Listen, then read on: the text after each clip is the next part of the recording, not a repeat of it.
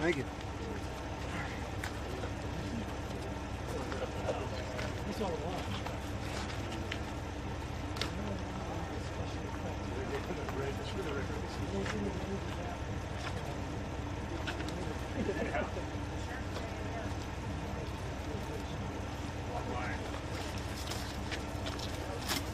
He said he went to 100 at Sherry.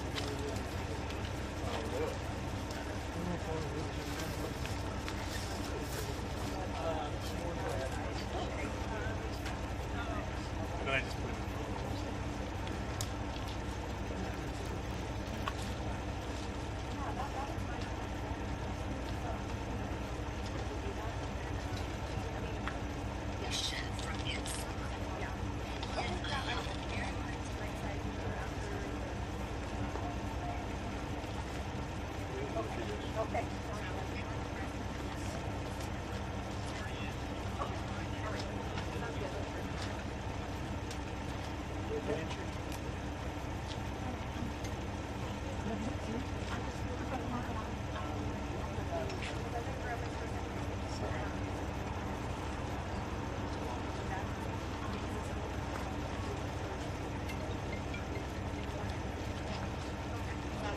Hey.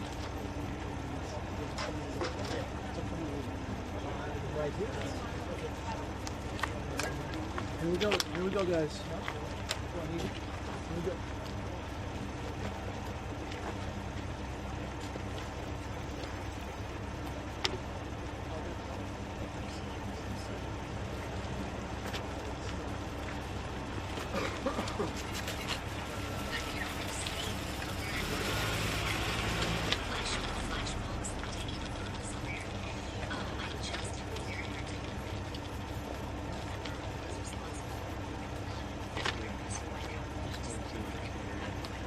I hear you.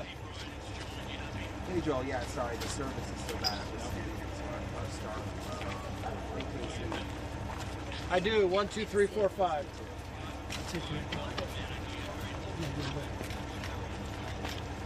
Yeah, I'm okay. It's kind of crazy right now. Like, it feels like I hear you fine. Yeah, check 1, 2, 3, 4, 5. You know, I just confirmed within the last couple of minutes that that hostage that team is actually in Tucson, which is like a very, very elite guy. What's the question? What are we talking about? So they're here. The FBI, the SWAT teams just rolled out about an hour and a half ago from the Pima County Sheriff's Office, and we confirmed that that is activity related to the Nancy Guthrie investigation. Whether they're going somewhere specific or just sneaking somewhere, we don't know. But there's like this sense that something may go down sometime soon.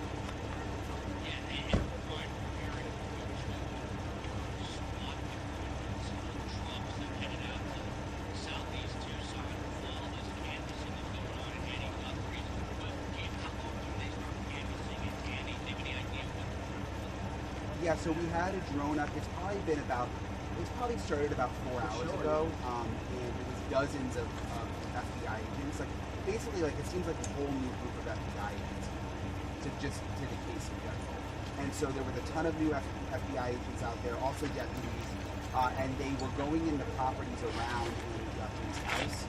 We were there when they were talking to neighbors. They were asking for consent to go on the properties, and one of the FBI agents said, "We're looking for something that may have been dropped," which I thought was interesting. It sheds a little light on why they were there. But I mean, they were going in sheds, they were going under fences. Like, it was a very, very detailed search. And I'm pretty sure I have a police over there now, but I'm pretty sure it's wrapping. I mean, it's starting to get dark now, so it's kind of winding down out there. Any idea at all where the agency was headed direction until they began gearing up and moving in? I don't know, and I don't know where they are. I don't know where they're sleeping. I just know that they're in Tucson now. My sense is, I mean, look, there's so much media outside the sheriff's office also. Everyone's kind of following, like, everybody everywhere they go, drones. So I'm wondering if they maybe just left the sheriff's office to go stage someplace else, sort of, so that they can hide outside the sheriff's office. But we don't know.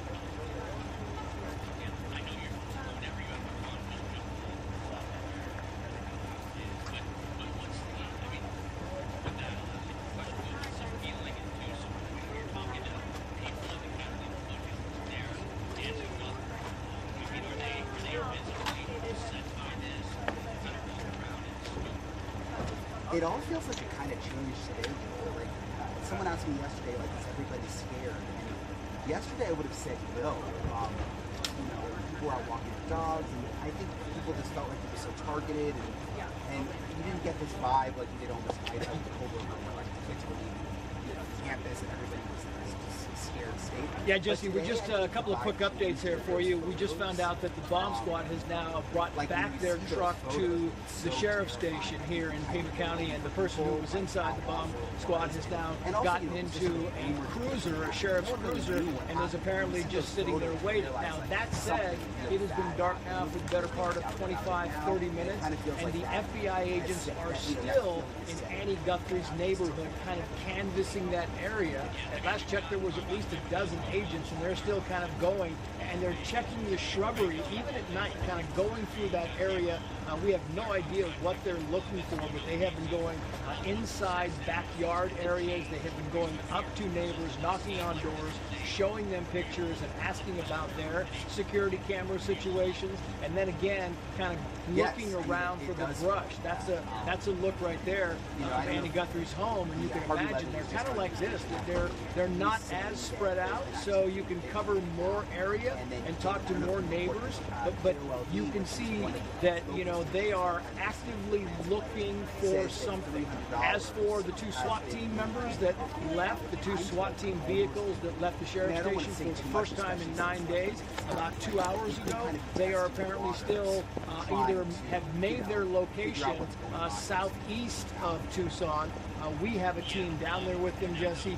They are driving around neighborhoods trying to find them. So far, we have not located those vehicles. When we do, we'll let you know. Jesse.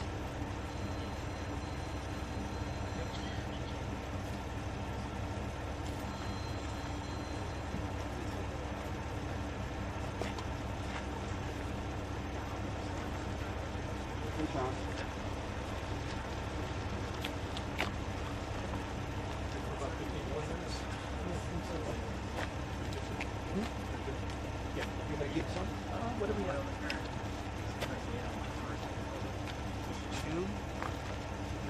Seeing you?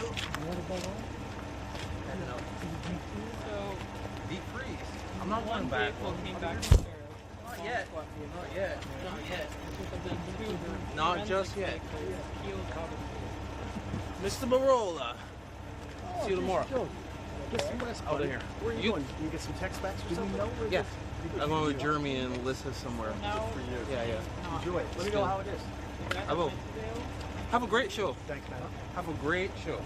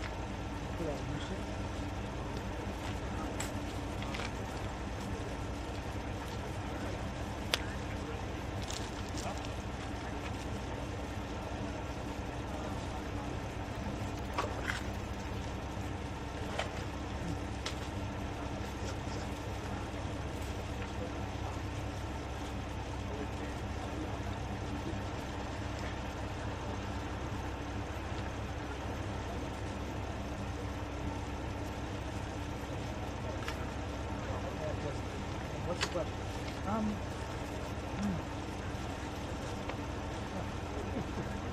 When they called me when I was in the restroom, did something happen? What is the news?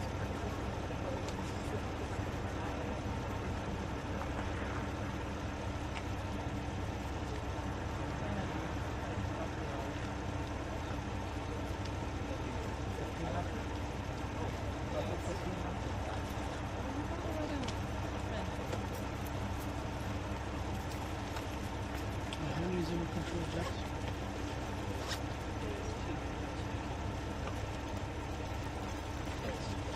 So we confirmed that two forensics. So we will, after Hannity, I think we got some time. After Hannity, we have about No, they are TBD. So how many is right now? They're 8 o'clock, 9.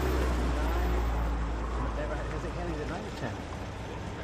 I think. But then Huntington is Gutfeld, right? Well, Gutfeld is after Hand. Yeah, so then we have time. Yeah. Yeah, okay, good. So we're pretty set up. Yeah. I'm gonna take that light, probably cancel lever with grip on, and just so when I turn, I have a Something right over the camera. Yeah. Okay. You know, coming this way. So is it? I don't want to. You said guess on this side, right? Yeah. So, Yeah. I gotta move this then. So if he's here, I'll move this further back. he's roughly right about here. Yes, should be roughly right about there. And Oh, you- so you I may- can hit him from over here. You absolutely can. So the only thing I might need to do is a black flag here. So I was, if I get spilled, Well,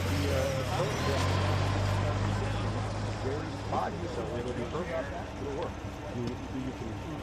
because when I do it most times, I don't have that much. I just, if I need a black flag on You this. may need a light in the background. Oh yeah, You may need something over here. that's not a problem. I can hit it with my other 60, but it only goes daylight. I got some light tubes. Maybe I'll just throw one down. I got these inflatable light tubes and might just throw them in. Cool. Whoa! What's with the suntan?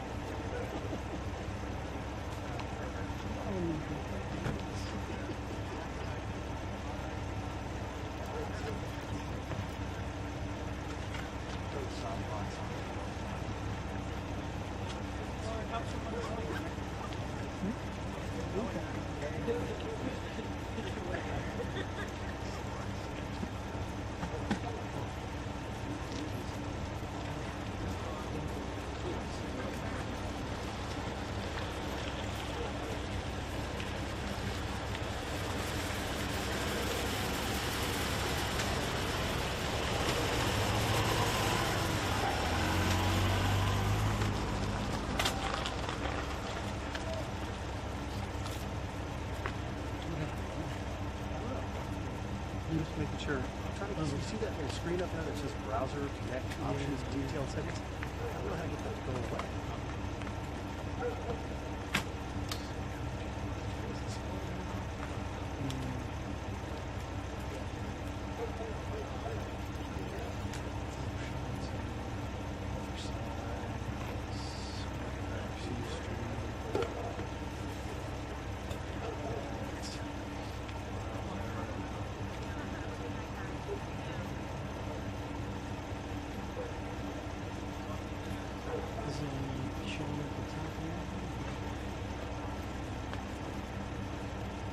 There we go.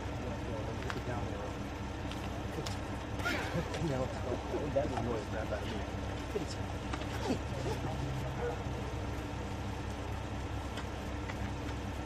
Charge your phone a bit.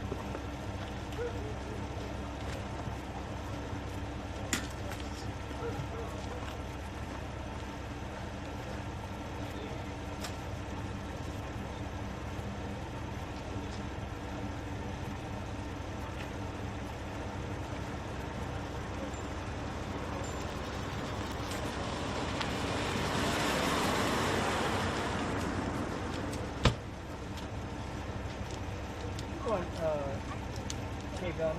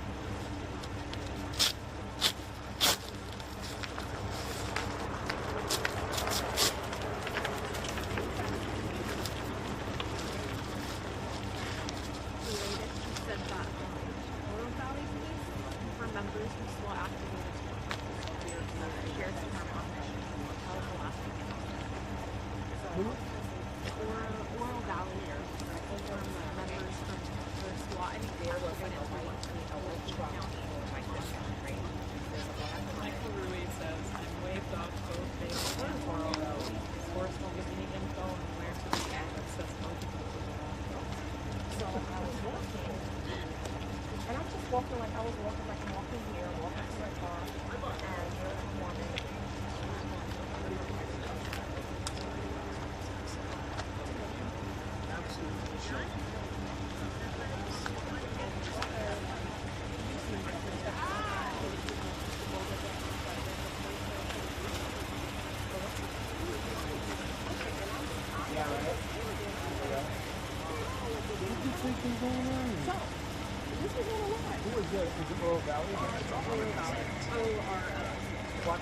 Yeah.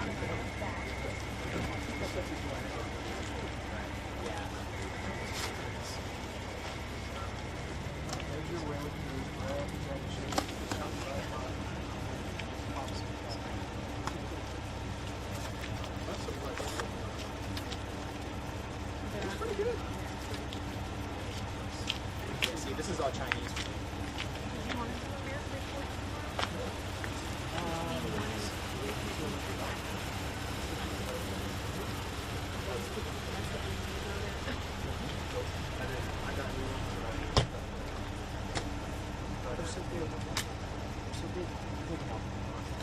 Take them off?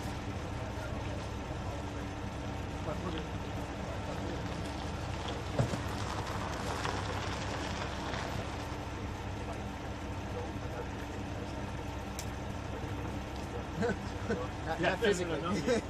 That's the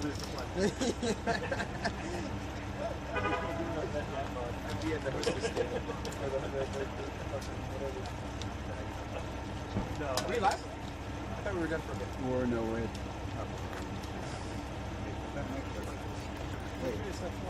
Alright. Yeah. I'm going to vote for the morning, but I don't want to try and drive. There's actually Well, we have It Austin. feels like there might be. We have Austin, and we have the freelancer. Dude, I feel bad for Austin. He's like painted like 80s sunscreen all over his face walking up the hill. Sunscreen. Alright, sir. Thanks for your help. They rolled on that searching video too, so you should be able to have it. Cool. Thank you.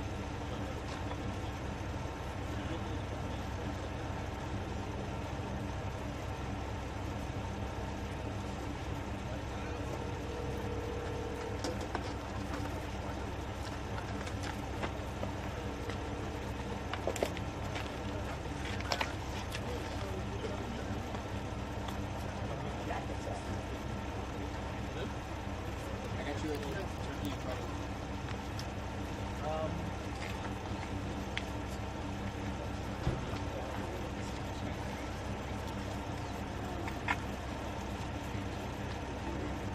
And you know, for now, can we spin one of them back there in the work light? I want to like Can you do me a favor? set some more stuff up. Should I get my charger? Do we have an extra plug? We do. So do we have an extra plug? Will you just grab my charger? I'll grab you. Make it brighter. I'll get you settled here.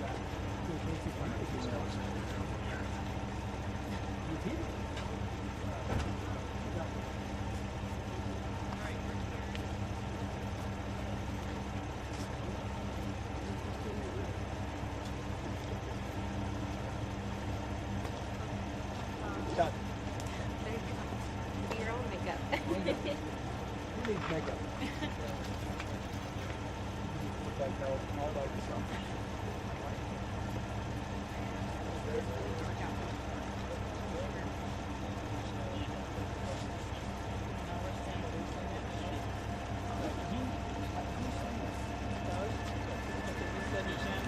I said I have an extra Friday. If news breaks. If news breaks. They don't care. News breaks. Just said yes. I said I can see a Friday morning. I told that's specifically, guys. News Send breaks. an email to everyone saying you're good to go through Thursday night. At least Thursday night.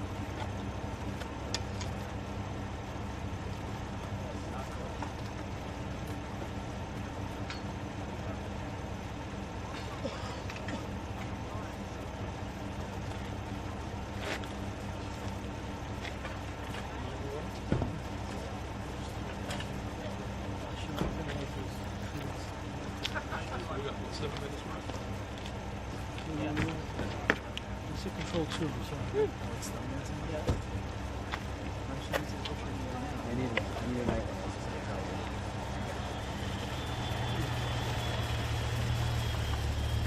Hey, I got you. I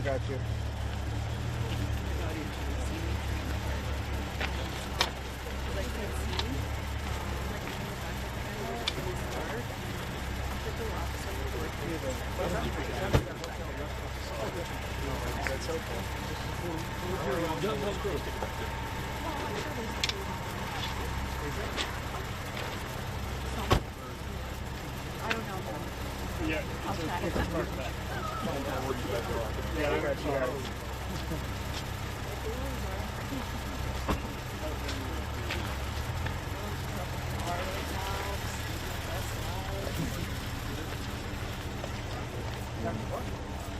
Oh yeah. 11.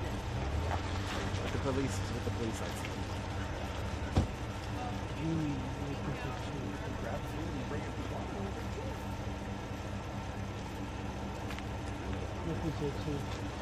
Are you serious? No. Hey guys.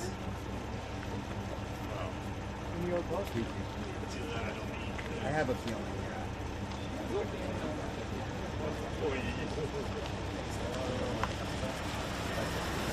Trace Tucson.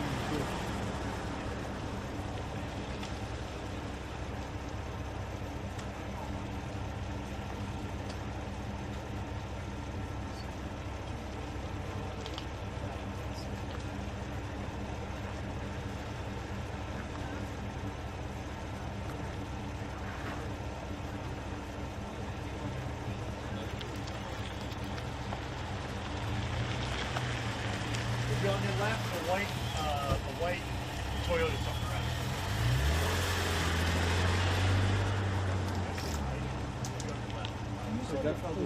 Did I say that? Okay. Yeah? Oh, so you don't have to. We're on standby.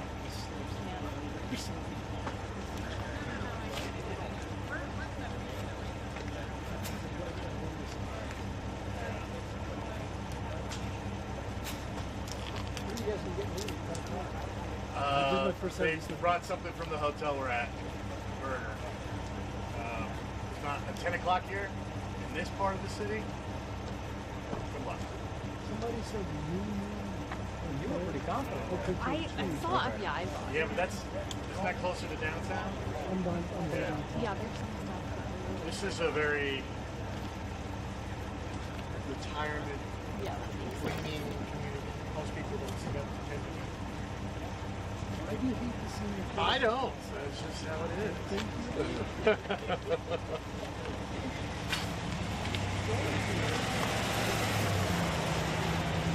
Yeah, this side of town is the foothills. It's easy. But yeah, if you're downtown, it's a college town, so you can find something. Oh, really? I mean, if it goes up a lot. We ordered now. We ordered like 9:45. Maybe that's the best way. Yeah, that's what we said. We ordered 9:45.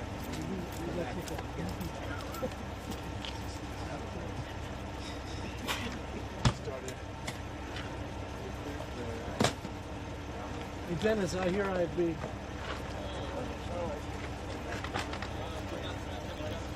I'm not.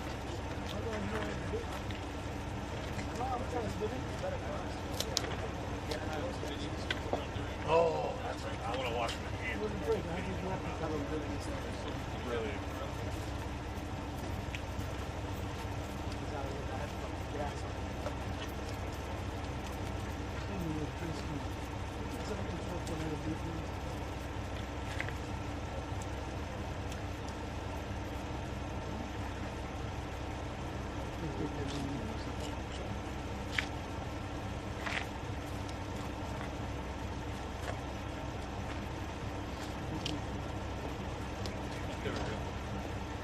Yep, I got you. Check 1, 2, 3, 4, 5.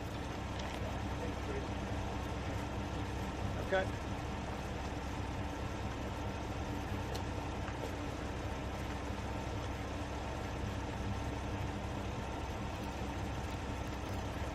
I do, yeah. Check 1, 2, 3, 4, 5.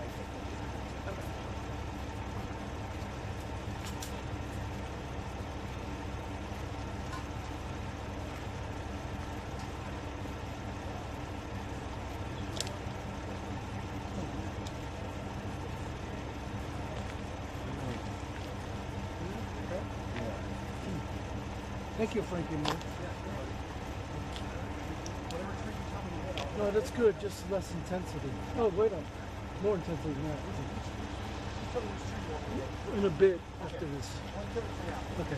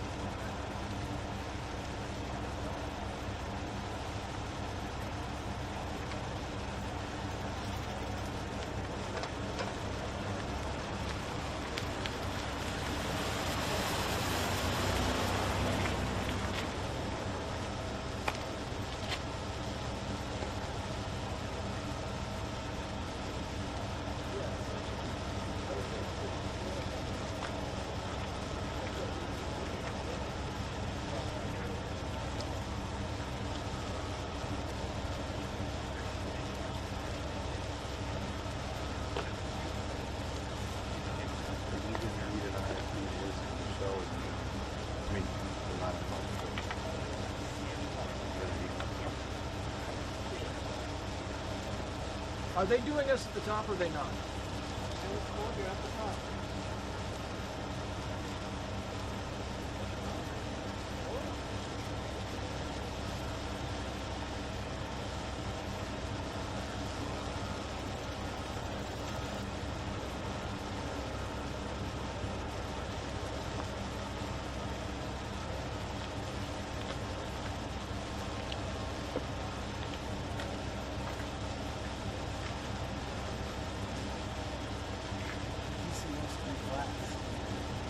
Yeah, they will.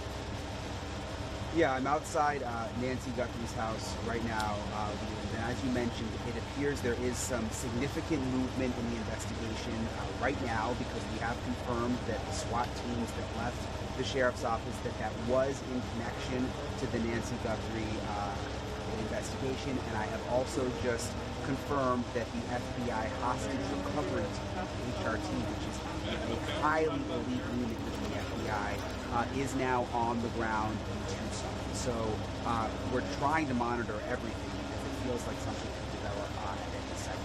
At the same time, Leland, at Annie Guthrie's house, which is about 10 minutes away from here, that's Savannah's other sister, Nancy's other daughter, there has been a ton of action over the last 3 or 4 hours.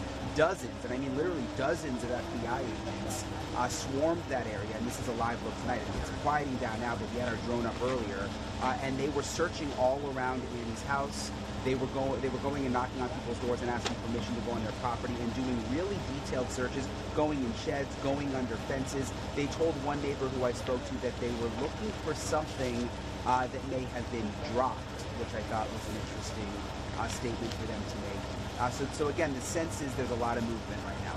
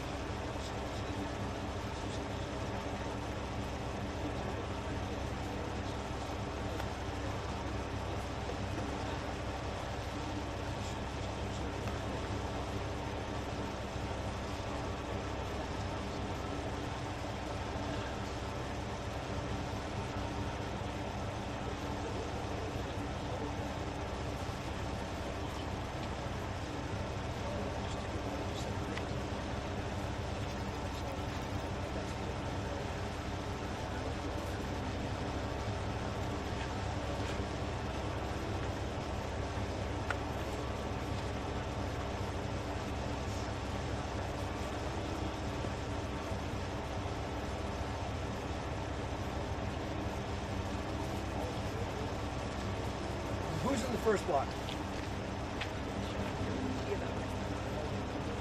And what are the call force? Do we have them in?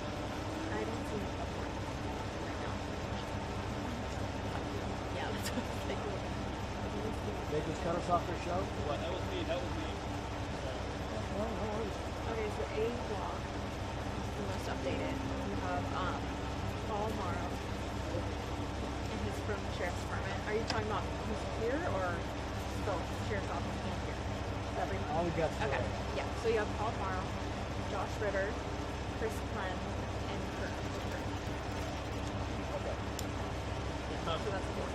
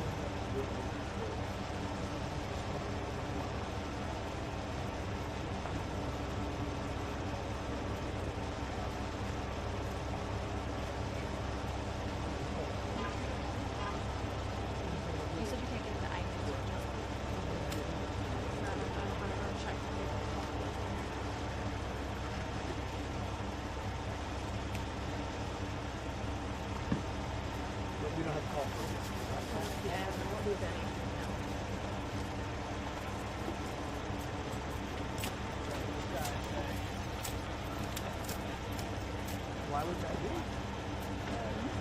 Why would that be?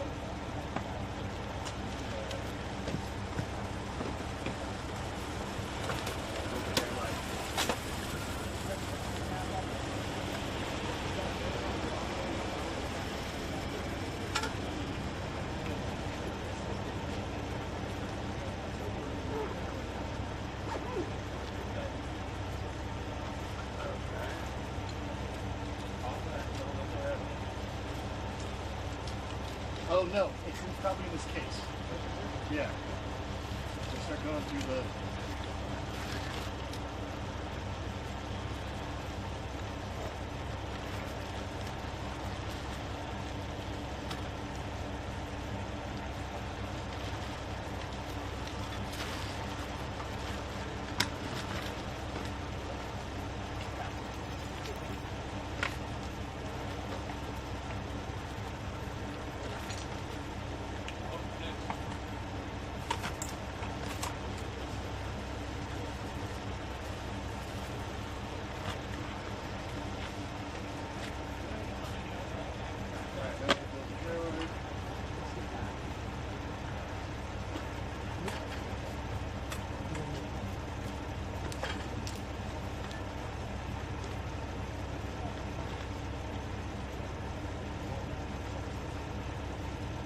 Here, we have a handy hit. We have a handy hit.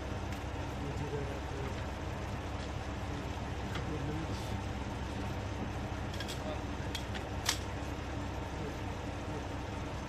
What time is it things turn out?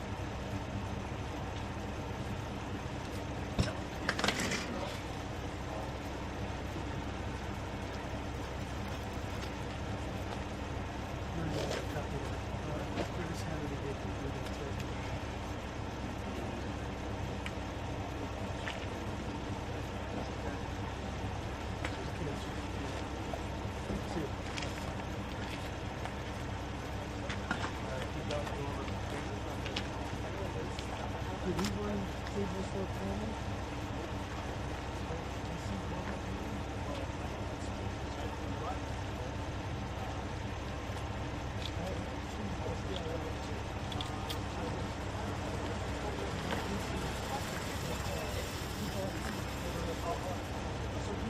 I have a 2 out, so he wants to do this right away.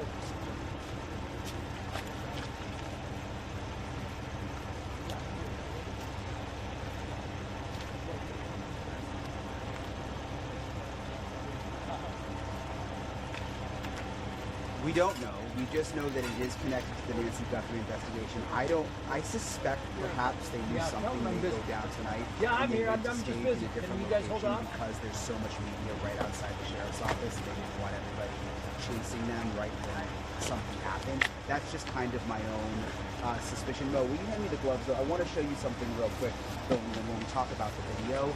I was 2 talking to minutes. a longtime SWAT deputy here in Pima County who was telling me, based on his experience, and they covered kidnappings here, that he thinks that it was an amateur. We're not doing anything. Because the way the gun was in the front, the gun doesn't match the holster. The holster's on the outside, and it's supposed to be concealed. And then also we learned about the gloves. They're likely nitrile gloves that look like this, which are not medical grade, and they are not something that law enforcement would use, but they're the kind of glove that like a hairdresser would use or a car mechanic, that kind of thing. And all of the law enforcement experts I've talked to said these are definitely the gloves, which Chris was saying, I mean, all of these little things could be hints for people who may actually recognize them. Well, if you look at it, based on the images, and I'm told he may have been wearing another glove underneath these nitrile gloves, but it's apparently very clear that this is essentially what they are.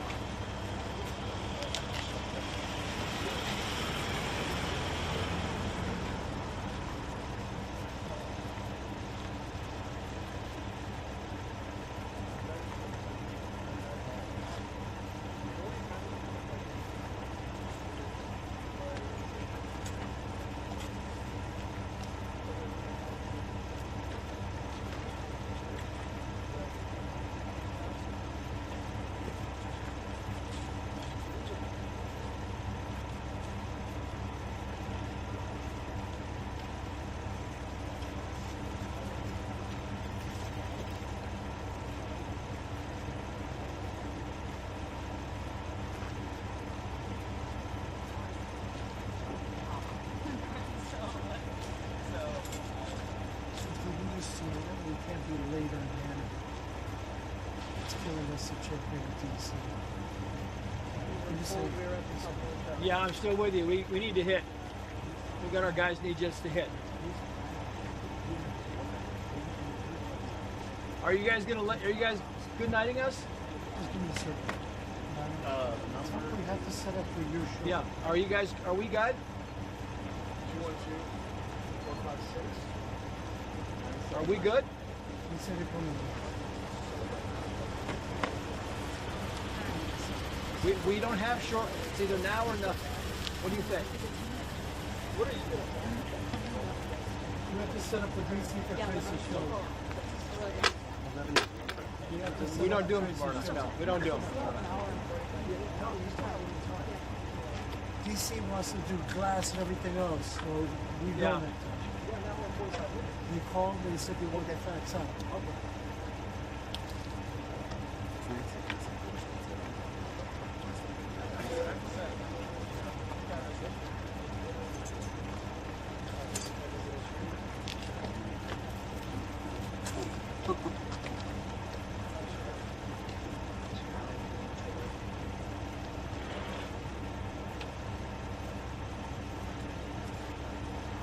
It's just a smidge. It's good.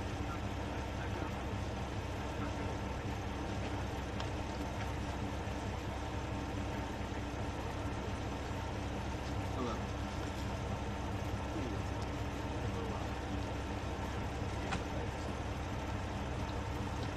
Oh, that's interesting.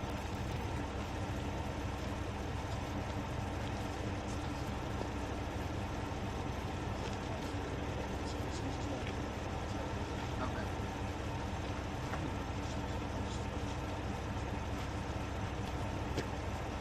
Oh, God, Sherry's on. I'll call you back. What's happening? Are they blowing up at 10? Yeah, it says that What? it will now be live from 10. Good.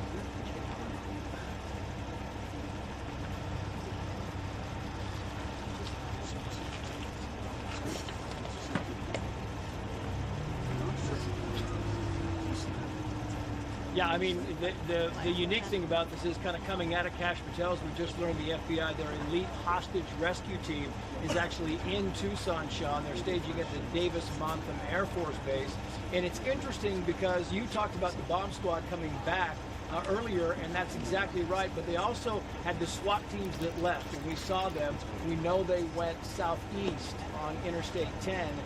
We thought they went to a certain town, but they didn't ever go there.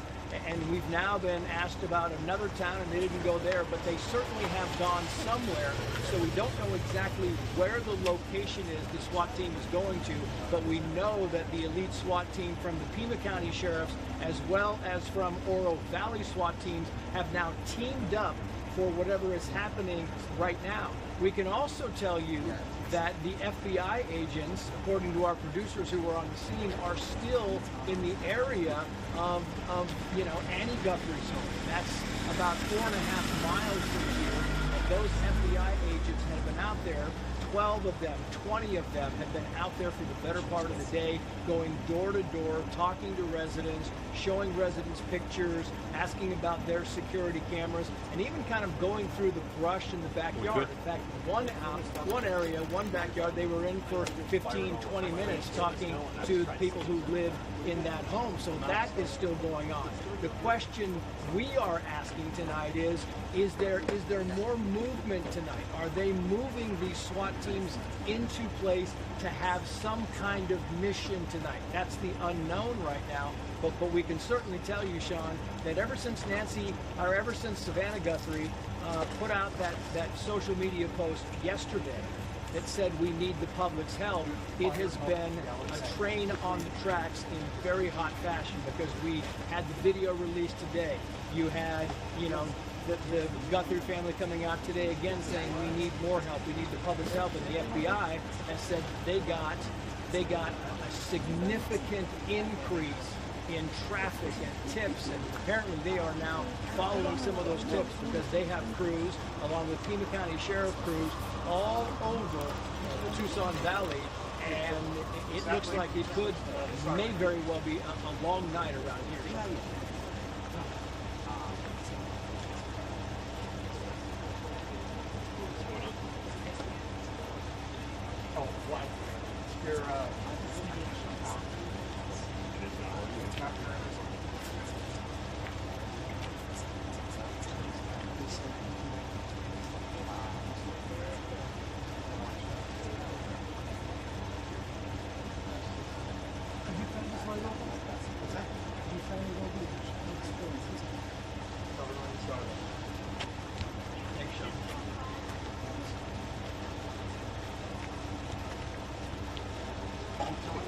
You intend to search it for what reason? It's just walking that night will not be live from 10 p.m. all day.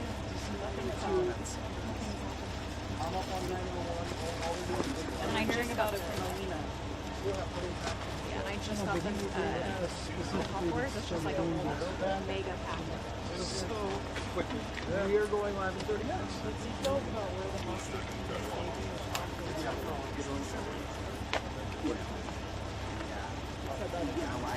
Said that what? We can say they're here, but not where they are.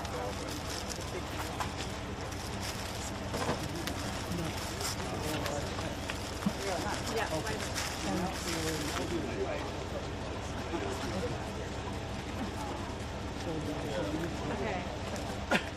Good boy.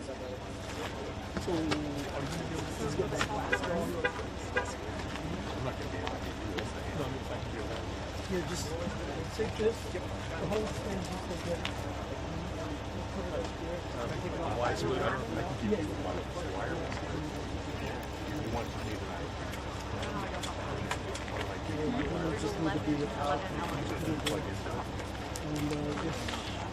you should work we have a is there a quad around here? Is there a phone club? It's one in the back of my car.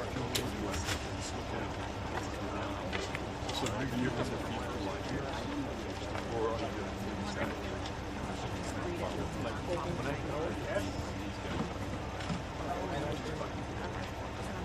going What are we going to do? I'm going to get on that bridge. Yeah, what Hey, is Dennis, the situation? the wireless lob that's right there, I figured you'd use it for glass. Yeah. You just got to, is it up? No, it's off. What is going on? I just powered it on. Just the, is the channel up there? No, that's there. I can't hear you.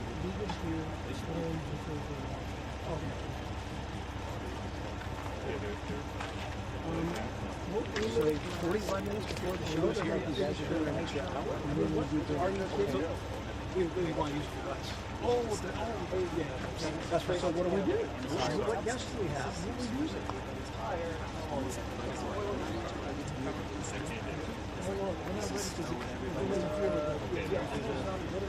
I haven't talked to anybody, Tracy. I've been doing hits all night. All right, we're up. Just out.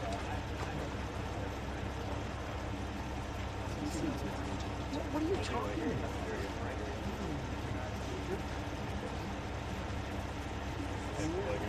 What are we talking about? Do we have a reason? You can't keep these people. We've been out here for. Tracy, you have to call them and say, listen, these people have been out there. These people have been traveling since 6 o'clock this morning. They can't just go until 1 o'clock in the morning. I mean, what's the reason? What's the reason? You need to call Doug. You need to call him and say, listen, Doug, you're going to get pushback because you have people that have been out there all day and all night, and teams and crews, and now you want to go till 1 because of what? Because of what reason do you want to go till 1? What are we going to do until 1 o'clock in the morning?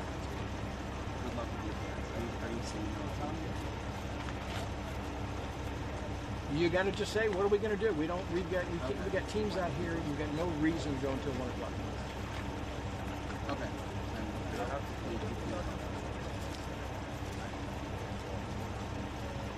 This individual was detained in connection with Nancy Guthrie's disappearance, according to the law enforcement official David, south of Tucson. A specific location was not disclosed, but we know that the SWAT teams have left the Yuma County Sheriff's Department heading for Point South and at a location south of Tucson. A law enforcement official tells ABC News the individual has been detained in connection with Nancy Guthrie's disappearance.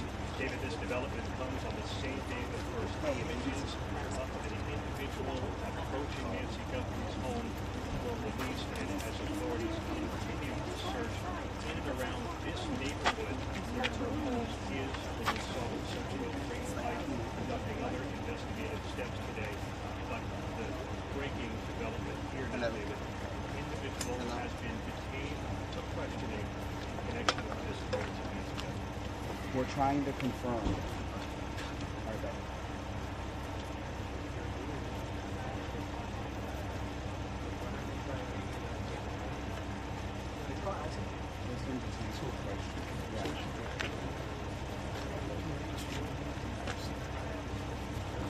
What was the signal?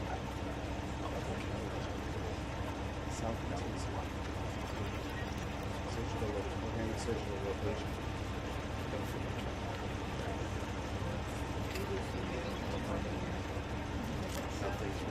They are only saying that it's an individual detained in connection with the case, not calling the person a suspect or a person of interest. Thank you so much. I really appreciate it. The images that were released Thank you so much. That's where we first like seeing the comments. I don't want to. Thank you. Thank you so much. But thank you. Thank you. Can I get a further? Sure.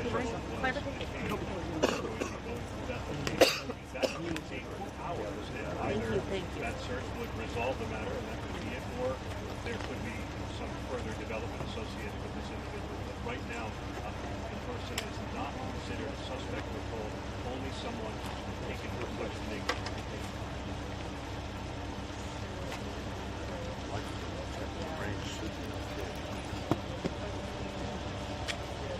That's right, David. The search warrant is for a location associated with this individual. Specifically what it says, what they're looking for, has not been made.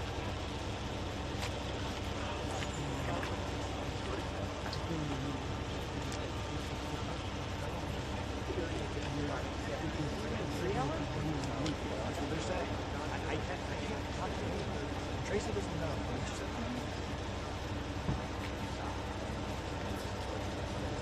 Done, Tom.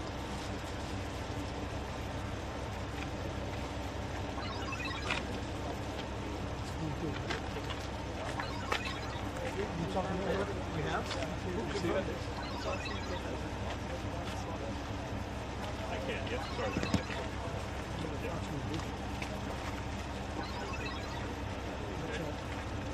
I'm going to see if we can.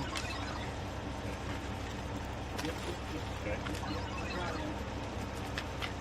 I tossed to my face. Okay. Okay. Give me a rap in my ear.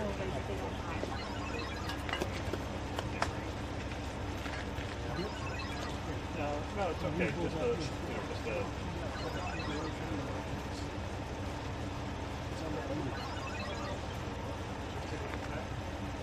Okay.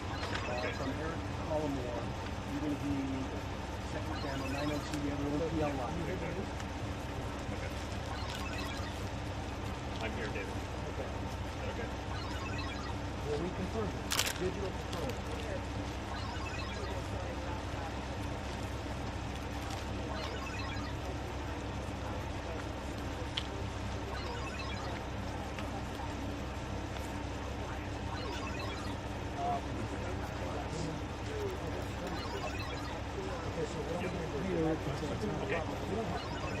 All right, so that's good.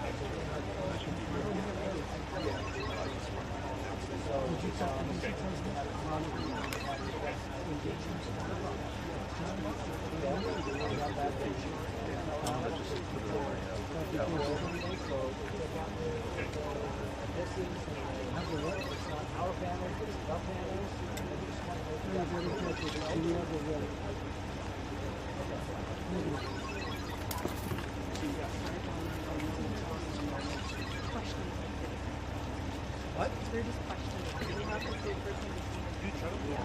Yeah. Well, there's no. I'll make the most obvious, They haven't called this guy. So there's no suspect. They detained someone in their collection. Do we know who detained? Pima County or was it FBI?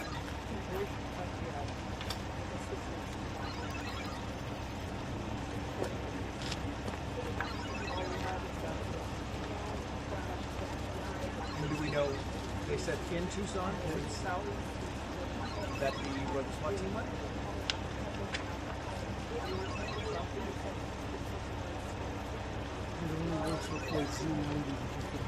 What?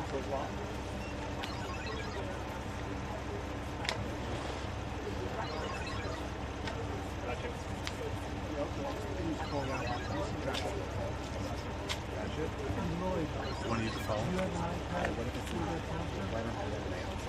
My phone? They do run. And then maybe that they would look like They put together a lot of call for it, like a mega full. Yes, I want them, Right, okay. but I just need to know, like, so I need a yellow pad. Do you have a yellow pad with you? Do you have any pad? this is kind I know, of I like know. Okay. this I is was going looking on at it. Did they, what did The they, laptop? did they write with pen and paper USC or did they not? Here, Oh, yeah. here. I brought it last time. Okay, so this, so I need the call fors, so just put who it is, and, you know, I can only use sound because I can't read anything through any paper. And I can't read, I don't have a monitor. Do I have a monitor? Is there a monitor? Do we have a monitor? This is equipment. Return monitor? Yes. Yes. Okay. So I just need the call for, like Sheriff so-and-so, and the soundbite, the 100%. one word of what it's One word of it, like 3 words? Sorry. description. That's all we're done. Perfect.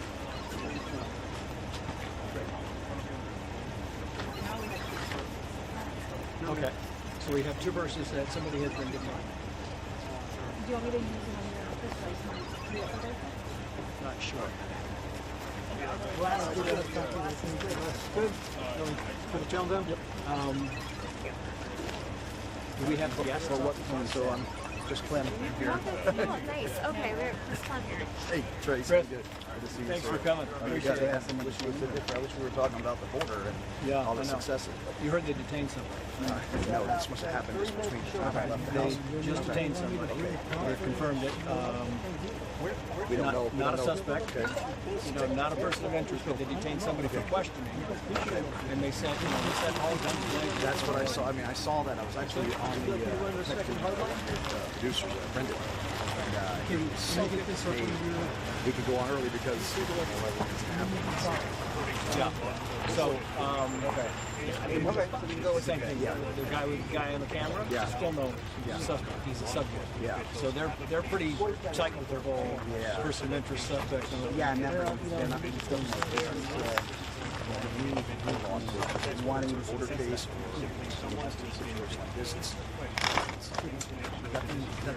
Okay, let me go so I can go in. We can have a similarities, but right. Just like border patrol stuff, make sure there's a safety dog so everybody here for 24 hours. Talk about that. Okay. And why were they here?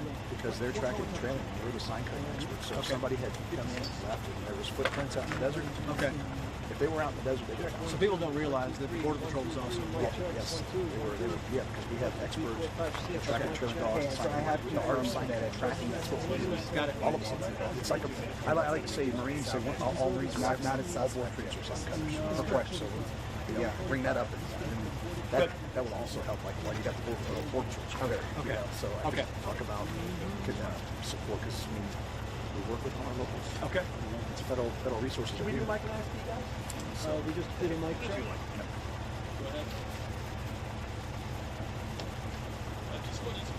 It's you've never been to this part. You're in the neighborhood. You know there's a house here. People don't realize how dark it is. Yeah. I mean, a lot of the topics tonight are going to be clearly about this person who just detained. Yeah. Static. You know. And the video, we have the video to kind of support this whole guy at the ring camera. And yeah, see that watching the video, you know, one of the first thing I observed is this guy didn't just crawl through the desert and sneak up on him. Yep. What you can see on Yep. TV. I hear you. This isn't somebody that looks like they've been going through the desert. There's too many cacti, too much dirt. He looks very clean, like he just got on the field and walked up. Right. You know, Dennis, which one's the guest let me ID? see how thick it is. Do you have that set? Okay. You're not walking through here at 145 in the morning and not running into brush. Right. So to me, that tells me that this is a much more. Hey guys,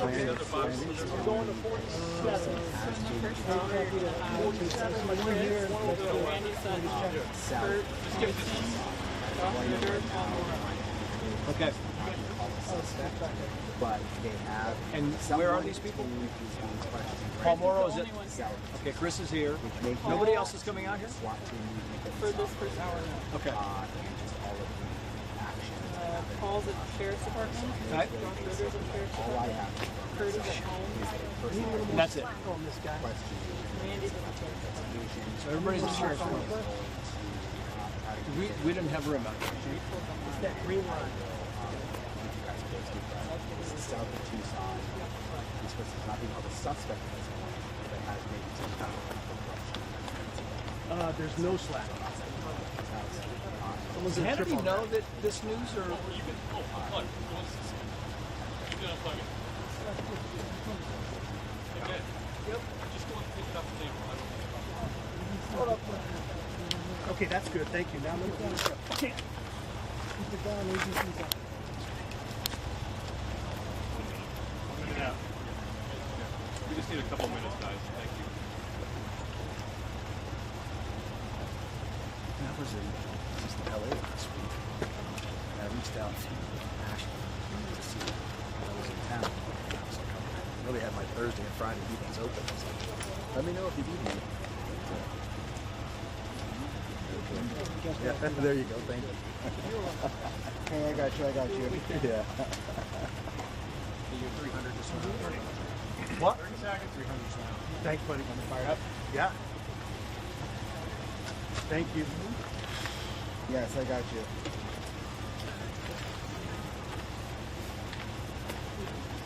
$15 seconds.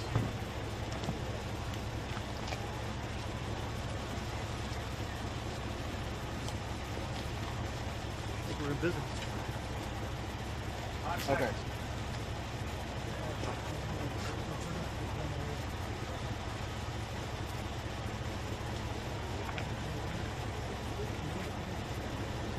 Okay.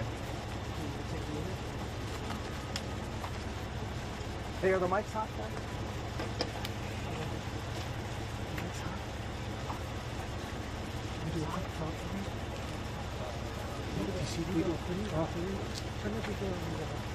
Good evening.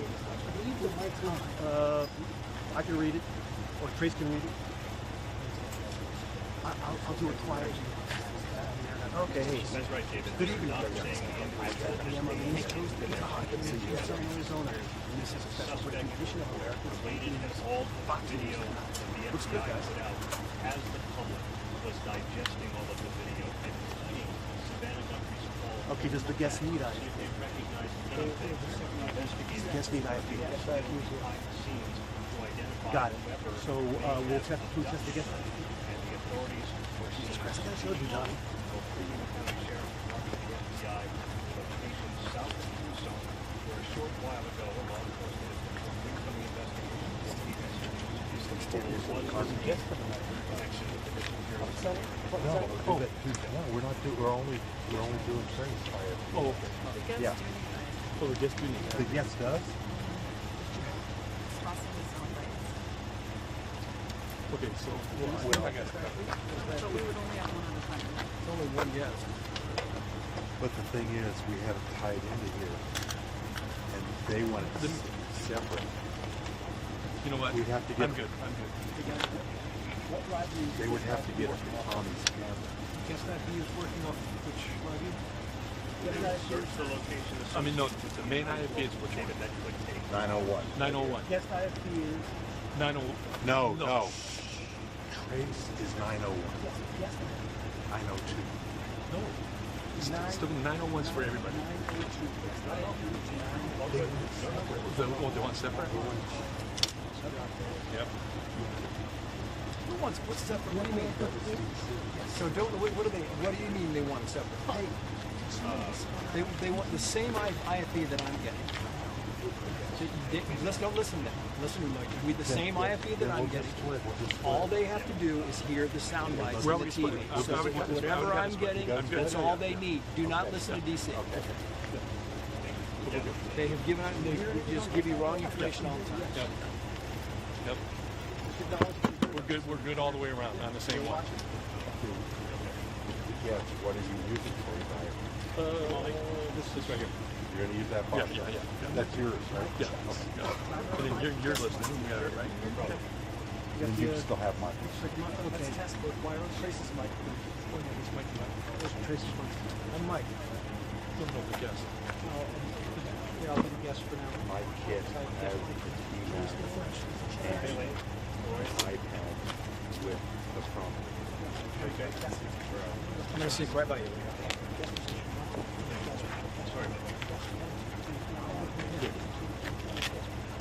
Well, I might have to bring that one up. So I have some very basic information from a source, and it is that there is a person who has been detained in the Nancy Guthrie investigation that they are planning to question. They may have already started questioning. I am not being told that this person is being called a suspect or a person of interest, just that there is someone detained right now, and the location is somewhere south of Tucson, in Pima County, but south of Tucson. It may explain the activity that we saw earlier, Leland, when it comes to SWAT trucks getting ready and leaving. And like I said, there's a flurry of activity a couple of hours ago, and we do now have confirmed that there is someone detained, and I was told that questioning was going to begin sometime soon.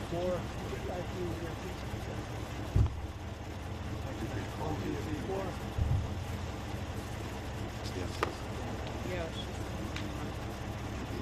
Check 1, 2, 3, 4. Test mic. She's like, Testing. Testing. 1, 2, 3. Yes. Test 1, 2, 3, 4, 5. 1, 2, 3, 4, 5, 6, 7, 8, 9, 10. They say it's low. It's low. Dennis, bring me up. 1, 2, 3, 4, 5.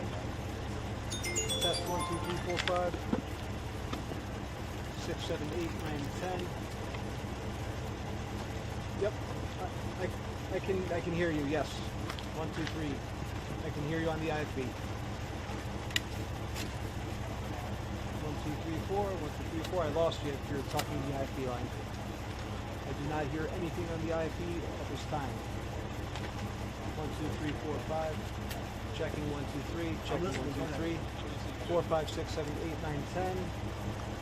Check, check, check, check. Check, check, check, check. 1, 2, 3, 4, 5, 6, 7, 8, 9, 10. 11, 12, 13, 14. Hold on, let me confirm.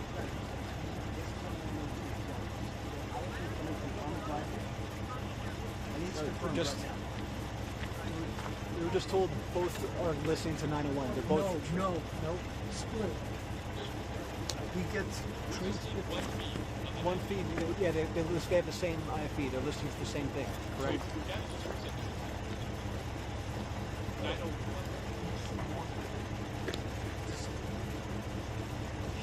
Yeah, welcome. Shit show.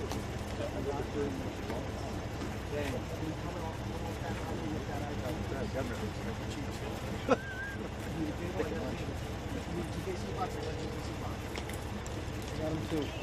Okay, so is Alec there? Is it the lead? We can't read. We can't. The prompter. They're still kind of getting the whole thing ready. So we're trying to wing it. We're trying to give it out here. If we have to, we have to. But what's the first element in the open?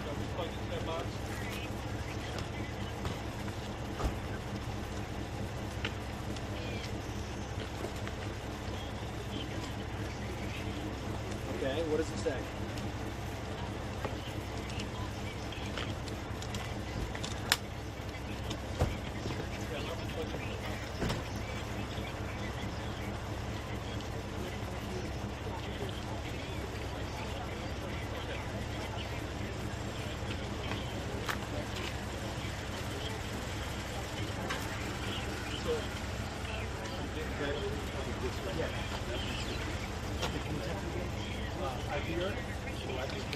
We'll put it here in a minute so we can see John.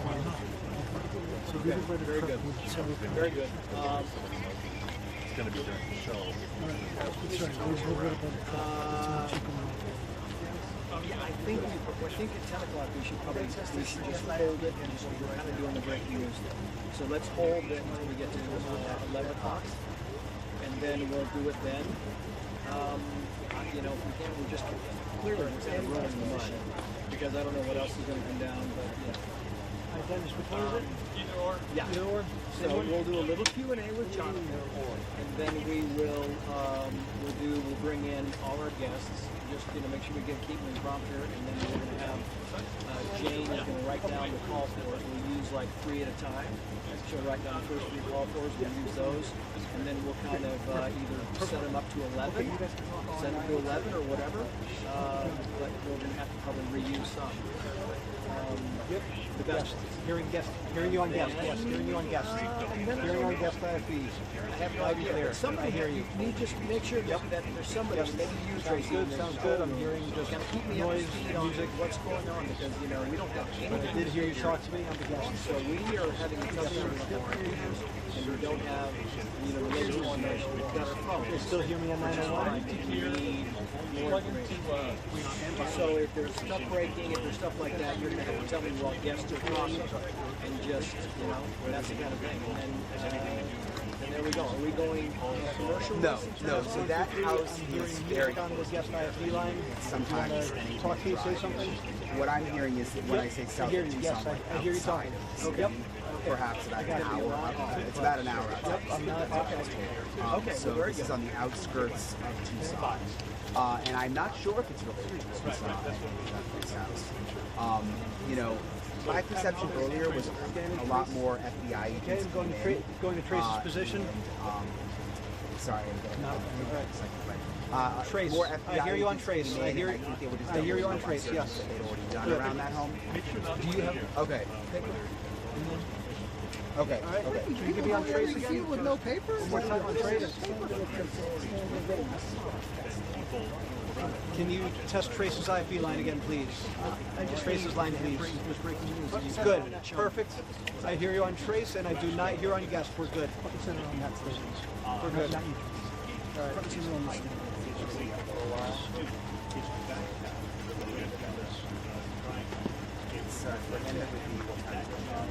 What is the flashing? 647. So.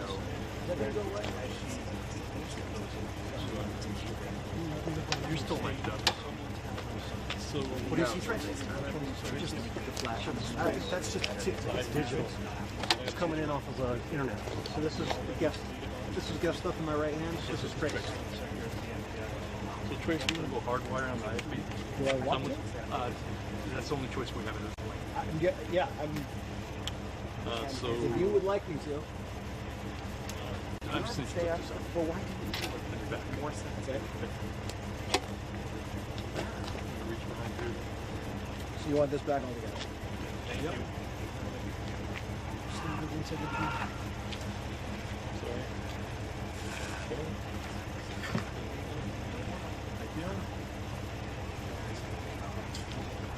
You took a few shots, Holly. Can you raise your satellite up a little bit? You hear anything? I hear it, yes. Give it 2 shots. Where's the volume? Okay. Trace, do you want to take your position? Yes.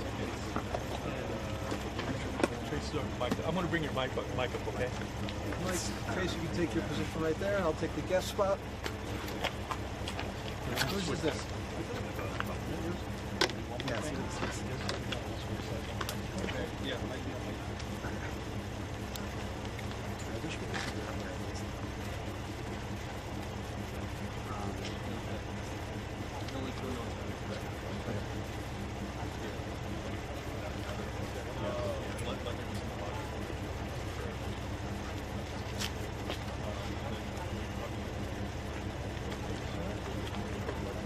You're hearing program? Yeah. I don't have any new information. Okay, so you're fully set up for the guest, right? Yep. Microphone, You checked everything. the lapel, the site, just like you got it? Yep. You're a guest. I'm your guest. Oh, I'm Ben. Then Chris. Yeah.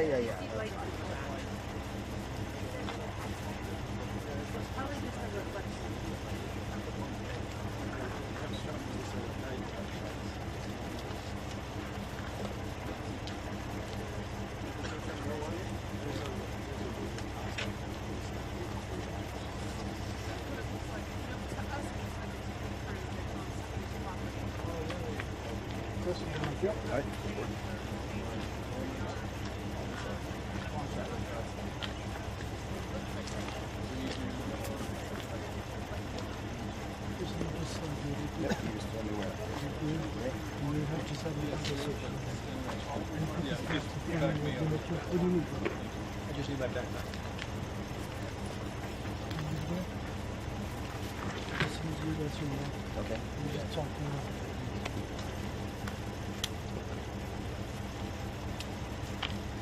And I'm ready to be right after you, Hope.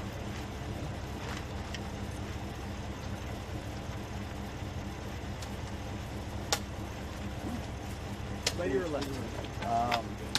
Probably left. I'm going to swap batteries for a second. I'm going to get disconnected. There you go. You just pop that in here. Law enforcement officials briefed on the investigation. No raising. Go to the top. We're back on. That an individual There you go. detained south of Tucson. A search warrant has been obtained. Authorities are searching for location associated with this individual. That could take hours as they try to determine whether this individual had anything to do with the disappearance and abduction of Savannah Guthrie's mom. And it came on a day when there was images of someone using this phone or mask. I hear a little music in the background. That's correct. It's got a good little vibe. Yeah, well, it's interesting because when we first got that video of the blood and the front of the house right there, we were able to get up close. One of the things I noticed was all of the leaves and sort of the where he had pulled the sticks and the leaves and just left them there. But I noticed that the first time I thought that's kind of weird that it's kind of mixed in with the blood. But I guess I didn't really think much of it because I was so focused on the blood. But it made sense today when we saw the person on camera, doing that, grabbing the sticks and the leaves, and then essentially it seems like he was using it to try and cover the camera, talking to people on the ground here in law enforcement, that was one of the things that they picked up on that made them think this person is not sophisticated. It was actually one of the SWAT guys I asked, do you think this could be someone from the cartel? And he just laughed because he said, no, we deal with the cartel all the time, and they would have ripped the camera immediately. They would not be trying to pick up sticks to cover the camera, and they would have been in and out much faster, would have been much more organized, and he was like almost smiling, saying, this is not what a professional kidnapper or burglar does. I do, Eric. 1, 2, 3, 4, 5, 6, 7, 8, 9, 10.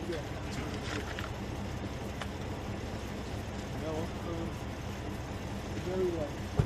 1, 2, 3, 4, 5, 6, 7, 8, 9, 10. Mike's right now. Sorry. Was it mine?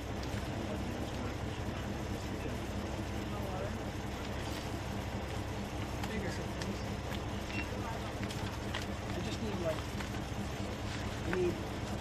a book with back of 2 on each page, and they're big.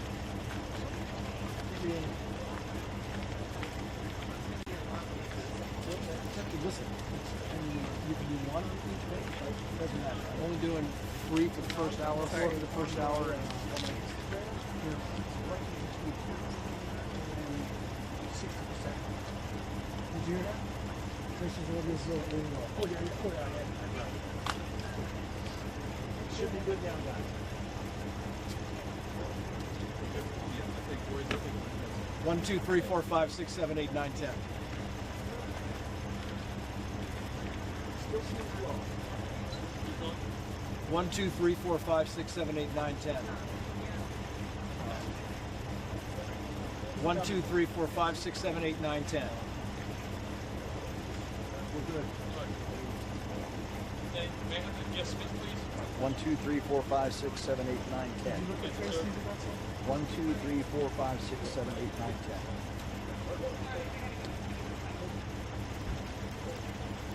I don't hear anything anymore, just so you know. That's good news. Eric, and I can hear you in DC. Yes, I can hear you now.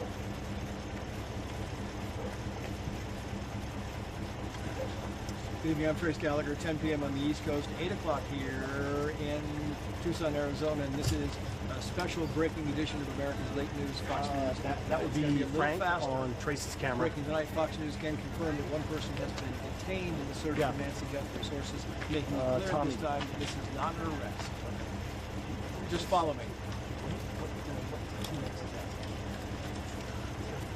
30, 40, Hey guys, what TX should we have control room return This after on? the FBI recovered new video from the morning of her disappearance showing a masked individual tampering with her doorbell camera.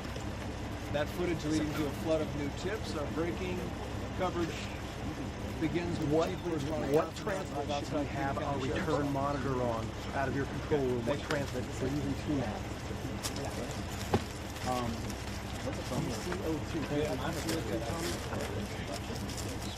Where's it from?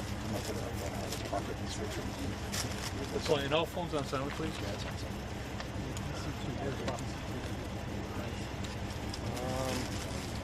Right, you want to have that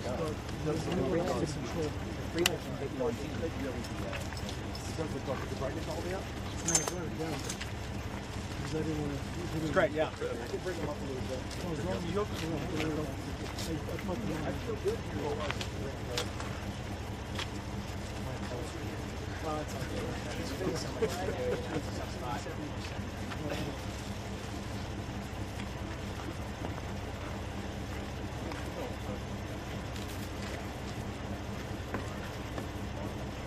Just tell me which ones you have. No, not yet. Just tell me as we're going which ones we have, and then while somebody is talking, and then we can go to them. We won't go to them at first, okay?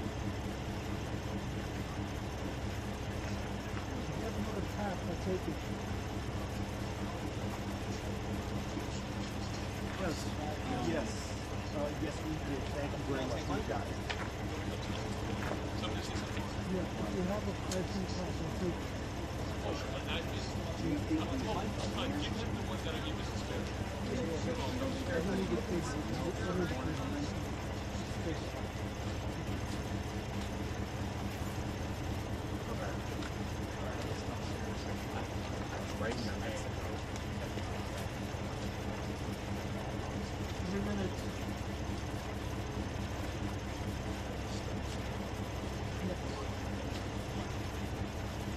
Okay, but we were saying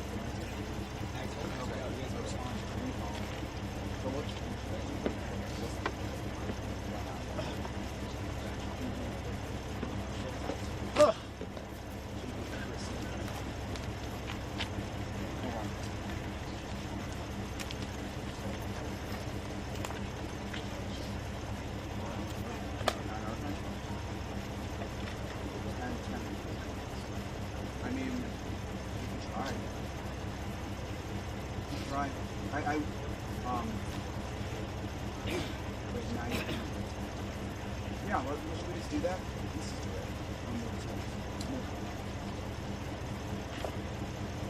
Yeah, I just...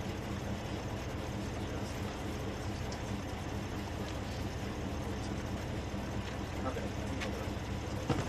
2 minutes.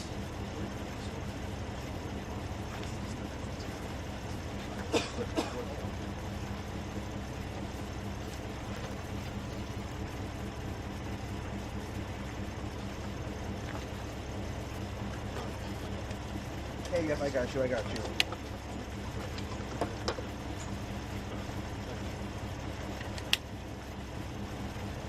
need it. Okay.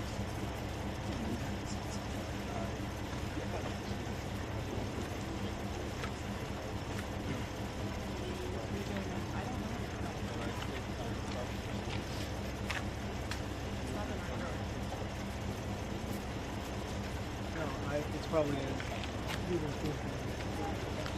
this car that I put the jump in first.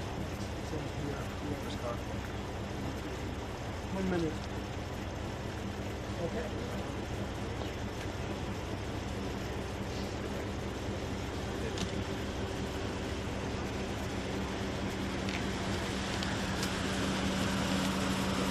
Just let it go.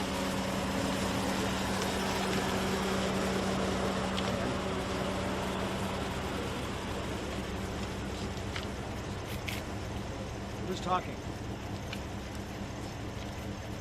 30.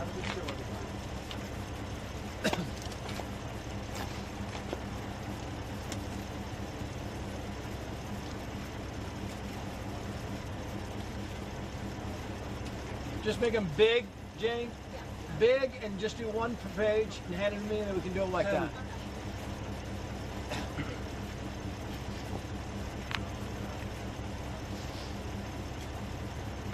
And good evening, everyone. I'm Trace Gallagher. It's 10 p.m. on the East Coast, 8 o'clock here in Tucson, Arizona, and this is a special breaking edition of America's Late News, Fox News at night. And breaking tonight, Fox News can now confirm that one person has been detained in the search for Nancy Guthrie. Sources making it very clear at this time, in fact, they are going out of their way at this time to make sure that this is not being called an arrest, that this person is not being called a person of interest, that this person is not to be called a suspect, at least for now. But the way this day has evolved, this is a massive, massive story. This after the FBI recovered new video from the morning of her disappearance showing a masked individual tampering with her doorbell and a lot more than that.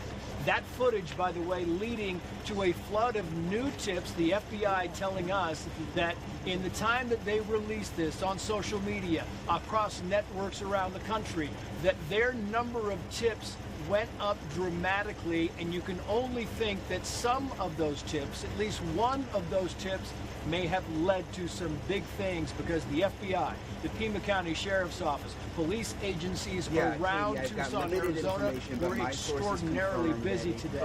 Let's begin our breaking news coverage with Chief Correspondent Jonathan Hunt. He's live outside the Pima County Sheriff's Office. Jonathan, it's been a big day. Or a person of interest at this point, but they are saying that a person has been detained and is going to be questioned, and that this is happening about an hour south of Tucson, which if you look at the map is actually very, very close to Mexico. This has been an eventful last couple of hours. The SWAT teams rolled out of the Pima County Sheriff's Office just a couple of hours ago. We weren't sure where they were going, but it appears that that is likely connected to this person now being detained. Earlier in the evening, there was a lot of action at Nancy Guthrie's house. Annie is, of course, Anna's sister and Nancy's other daughter. FBI teams were out there all around the house and the neighbors' yards searching. We actually heard them ask one neighbor for consent to searching and said they were looking for something that may have been dropped. So that has also been ongoing, which is about 10 minutes away from where I am. But again, the big news is obviously we know that a person has been detained. We know that they're not calling that person a suspect or a person of interest, and that it happened roughly an hour south of Tucson, which that location would be very, very close to Mexico.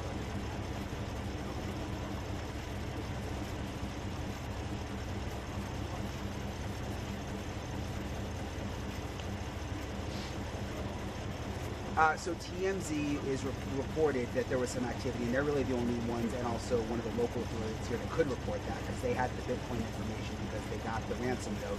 The local affiliate here reported that it was just about $300 of activity, which could have been law enforcement sort of testing the waters. I'm interested to find out, does that have something to do with them tracking the location south of Tucson to where this person has been detained? And this is just another little piece of information that I have that, is unfortunate, but Nancy remains missing. That's what my source is also telling me. So the fact that they now have someone detained does not mean that Nancy has been found.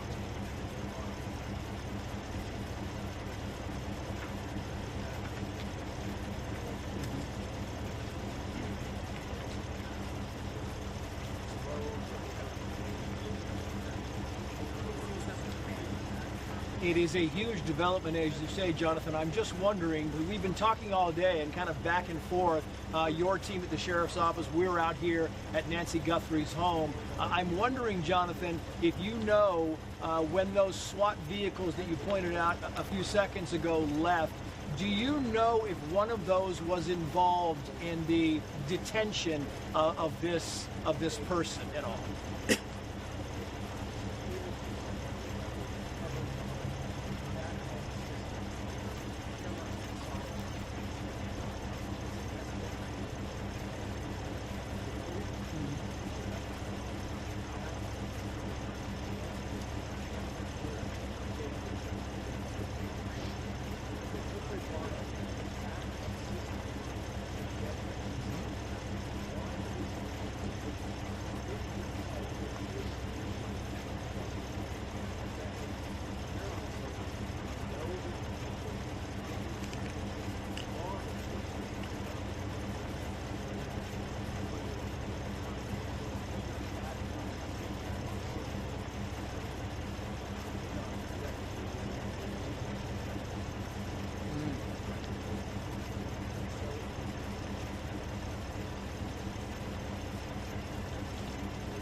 Chief Correspondent Jonathan Hunt, and live for us at the Sheriff's Station. Jonathan, of course, will get back to you as the news warrants. We should also point out, as we have kind of talked about this, and we say that this person being detained, it also comes with the caveat that there is no sign still of Nancy Guthrie. So they wanted that to be very clear as well, that they do have a person that has been detained, but so far there is no link that they can make. There is no sign that they can make so far of Nancy Guthrie. We, of course, will keep you posted as information on that comes in. Meantime, let's bring in our panel, retired Border Patrol Chief Chris Clem, Fox News contributor and former NYPD Inspector Paul Morrow, criminal defense attorney and former prosecutor Josh Ritter, and award-winning tech journalist Kurt Knudsen, also known as the Cyber Guy. Thank you all for coming on the show. I want to go to the bottom of the box, to Paul Morrow and Josh Ritter, 1-2, very quickly, because I think it's interesting, Paul Morrow, when you hear that somebody has been detained, but they're very careful not to say that this person has been arrested, not to say this person is a suspect or a person of interest. What does that tell you about what they're doing? But yet they still made it very clear that they had somebody who was detained.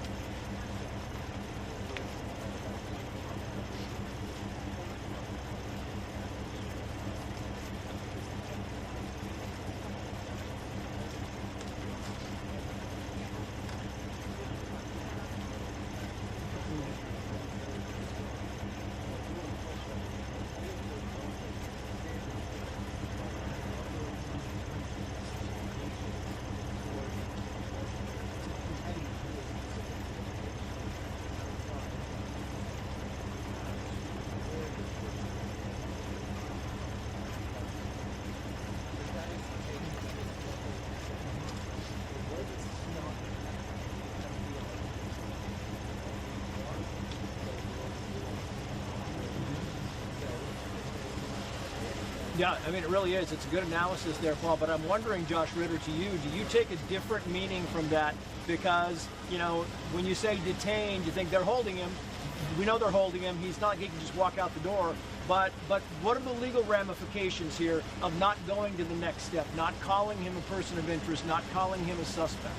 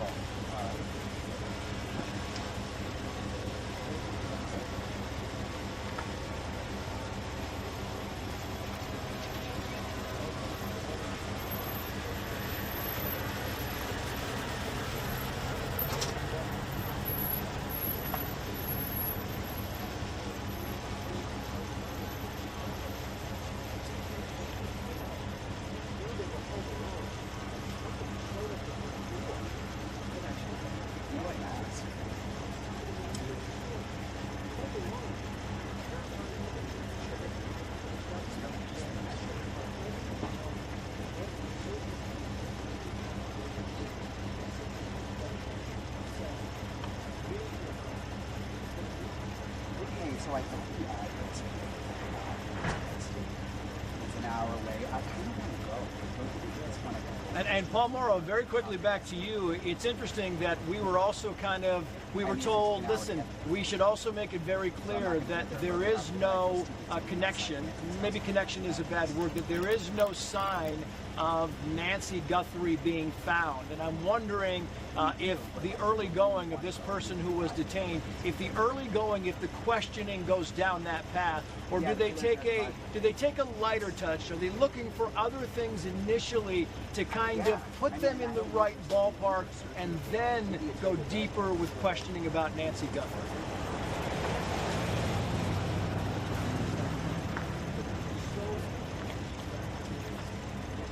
Okay, I just wanted to ask you first because I didn't know if I was just going to raise it. Okay. It could be nothing. But I mean, we're not, so it's just not instant. You know what I mean? Okay. Bye-bye.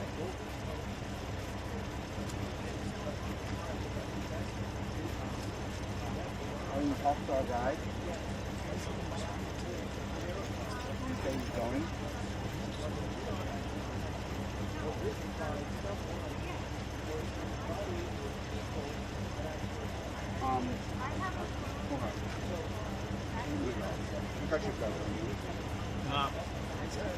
So the movement tonight, Josh Ritter, I'm wondering what you think. I mean, what's the timing here? How long can you keep this person before you have to charge him? How long can they question him before he lawyers up and takes the fifth?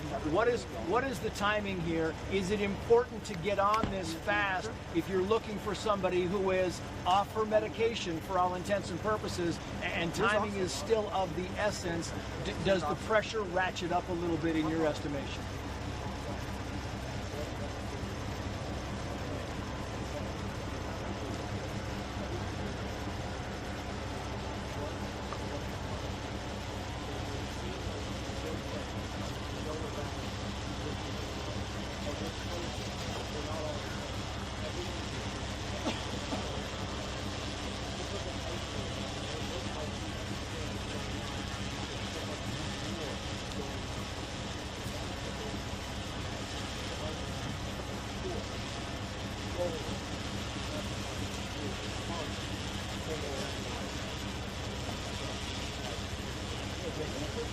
Yeah, it really is. Josh, Paul, stand by very quickly if you would. I want to bring in Chris Clem, and people will ask, why is the Border Patrol chief involved in this? Well, what people don't realize, Chris Clem, is that the Border Patrol was very heavily involved in this search and has been from day one. Yeah, that's correct. I mean, Trace, when we first heard about this, within, I think, the first 24 to 36 hours, Border Patrol Search and Rescue, our track and trailing dogs, we're here on scene. You know, Border Patrol agents, traditionally, we are sign cutters. We're looking for evidence and tracks. So if the subject, if Nancy, if any of them would have left this area on foot in the desert, you know, the tracks would have been there. The evidence would have been there.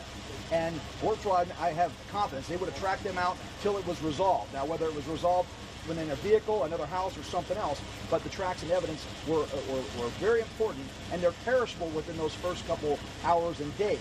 We have great track and trailing detection dogs.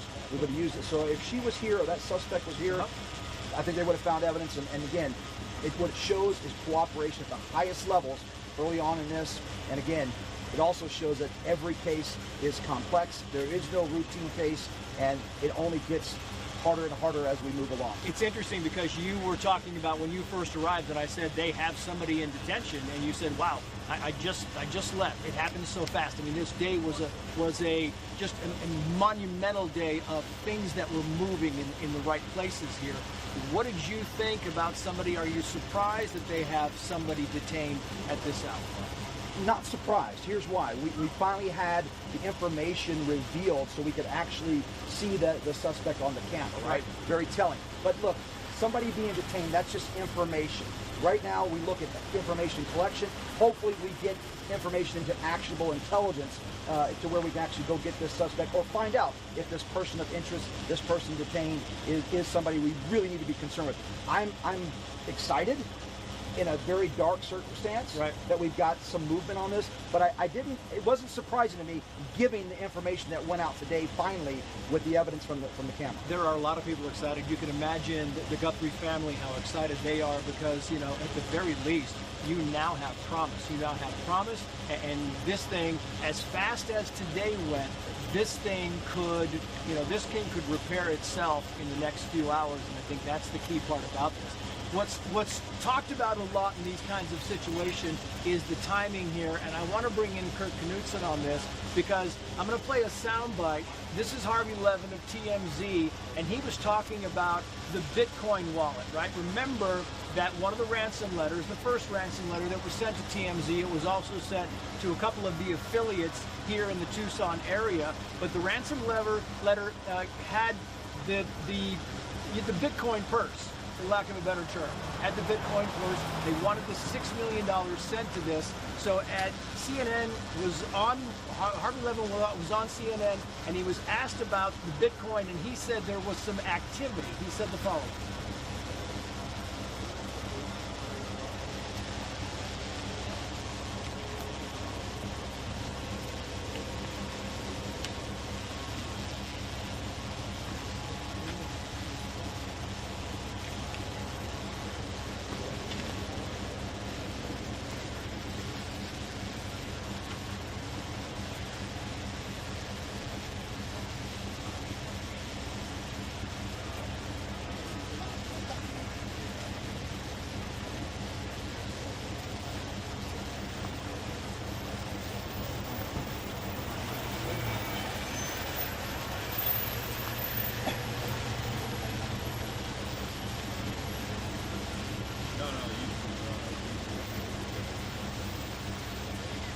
So there you have it.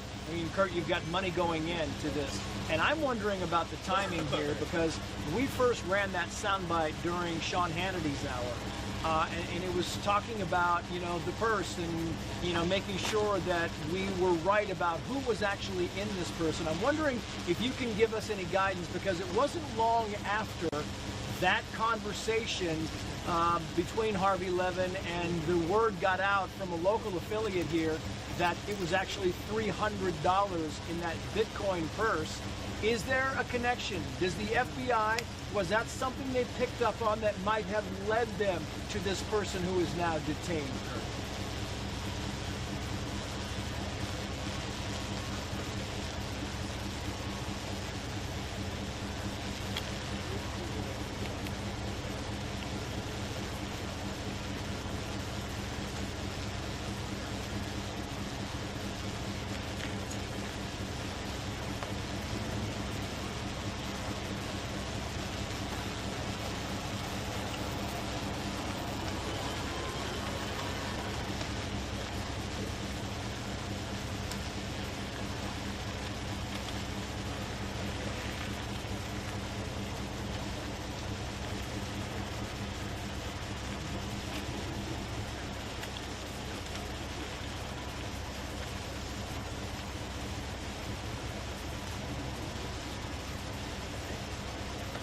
Yeah, I mean, that's what everybody is kind of looking at here, Kurt, you're right. I mean, we talked earlier today because I was fascinated by the video, right? The video was what opened the door for all of this. And just to kind of take our viewers through this, we remember yesterday afternoon, we were kind of getting ready to do our show. We were putting our rundown together, and I was wondering, okay, so what do you think? What is the real big news today in the Nancy Guthrie disappearance? And then seconds later, you had Savannah Guthrie come out, and she was asking people for public help. She wanted the public's help. It was the first time. She had been talking pretty much directly to those people who sent the ransom notes earlier, and now she was asking the public's help, and it was kind of baffling, like, why is she looking for the public's help? And then today, the video was released, and the FBI and the Pima County Sheriff started asking for the public's help, and the public helped. They did their job. And I was asking you, why did it take 10 days, 9 days plus, Kurt, to get this video from whatever cloud it was in to actually to the point where we saw it today viewed? And the answer was fascinating. What was the answer?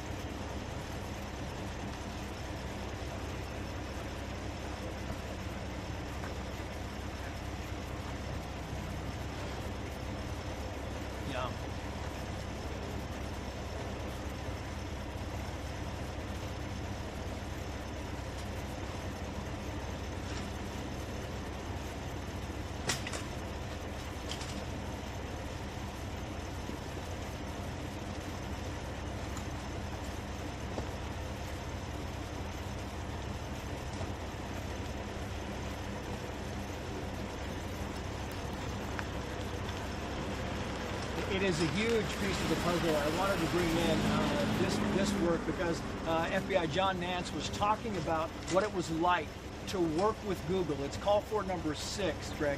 Play this.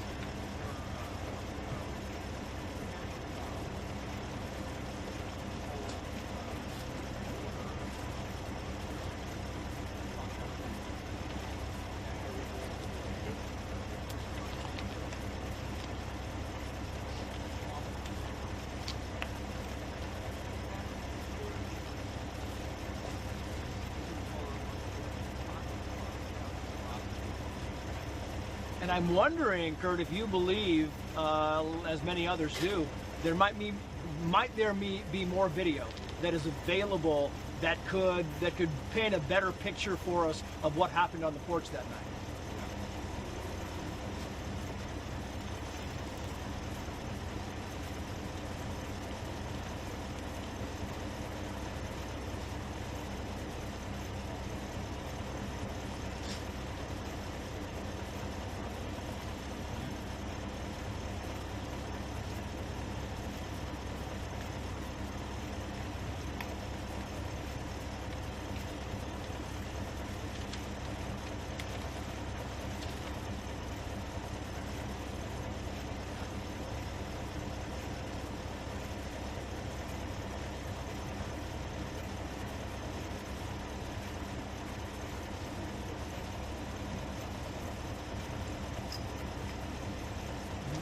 Yeah.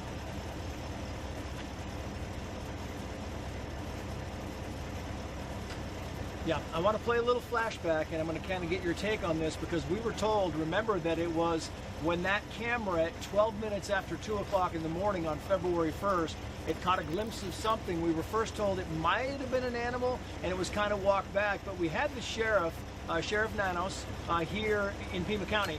He was talking about, this is on last Thursday, he was talking about that they actually ran out of technology to recover video. Here's what he said.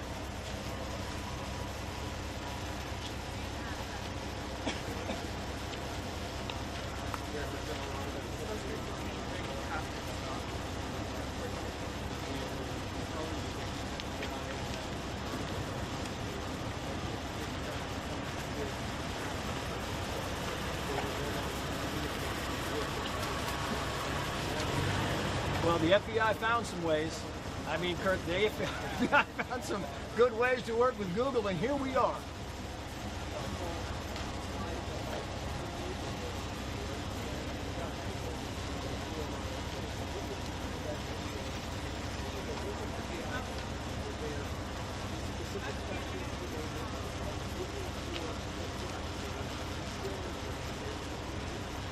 Yeah, Kurt, stand by if you would. I'm going to go back to Paul Morrow, Josh Ritter, the team at the Sheriff's Station for us. A little bit of breaking news for you, Paul Morrow here. Our understanding is that this person who has been detained was actually apprehended, stopped during a traffic stop. Does that surprise you at all?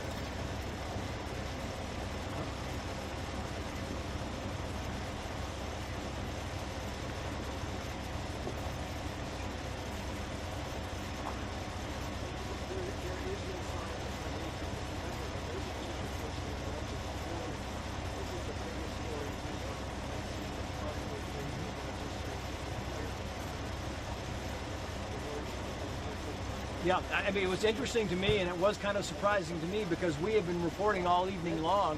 We talked about how, you know, the sheriff's office was working with local police to put together a SWAT team. They sent 2 SWAT team units out south of Tucson. We heard about a bomb squad with a command vehicle being sent south of Tucson. We heard about, the FBI's hostage negotiation team being brought in to the Tucson area. So it was our understanding that they might have had some key tip, but this thing was going to be a mission, Paul Morrow. When I heard traffic stop, I thought, well, I guess they must have found some car, some way. I'm just not sure what way.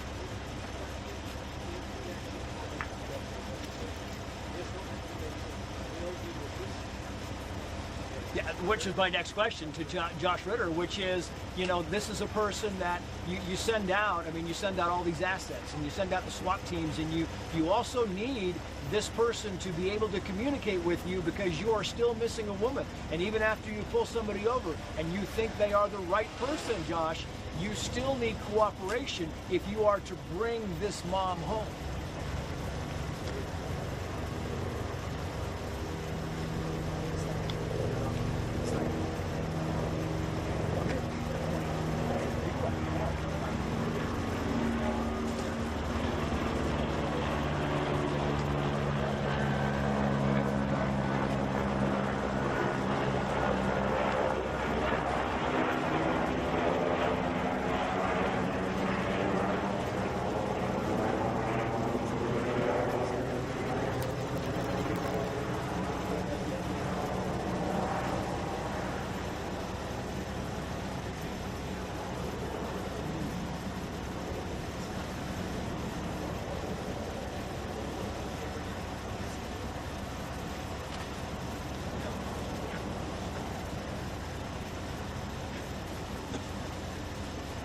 Yeah, it's interesting that Josh just used the word suspect when he's talking about the person who was caught on video in front of the doorstep of Nancy Guthrie, Paul Morrow, because, it wasn't, for most of the day today, even with the video, even with the mask, even with the backpack and the gun, the police were very reticent to call this person anything more than a subject, not a suspect. What do you think about that?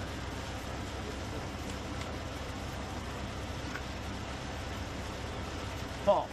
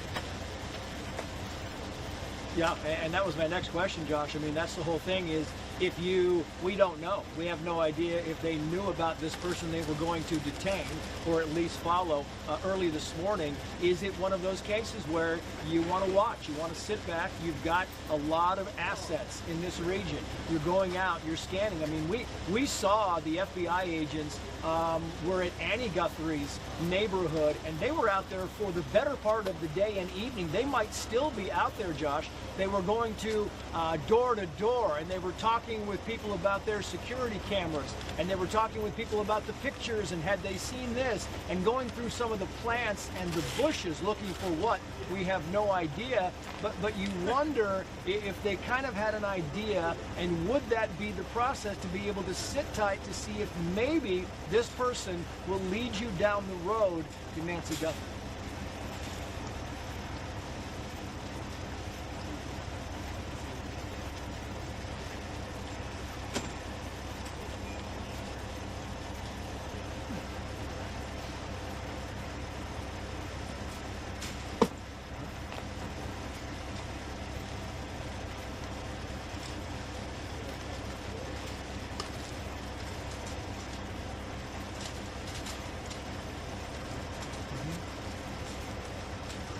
Yeah, really good point. And stand by, very good. We got more breaking news coming in. I want to bring Chris Clem in on this because the New York Times is now reporting that this person who was detained in Rio Rico, Arizona. It's about an hour south of Tucson. And remember, Tucson is only 65 miles from the border. So this, Rio Rico, is very near the border, Chris Clem, which is where you come back in, the Border Patrol comes back in, and that's the whole thing, is maybe this person decided with the video out there, it was time to make a run for it. Absolutely. I mean, this is exactly what we're talking about with the cooperation, information sharing.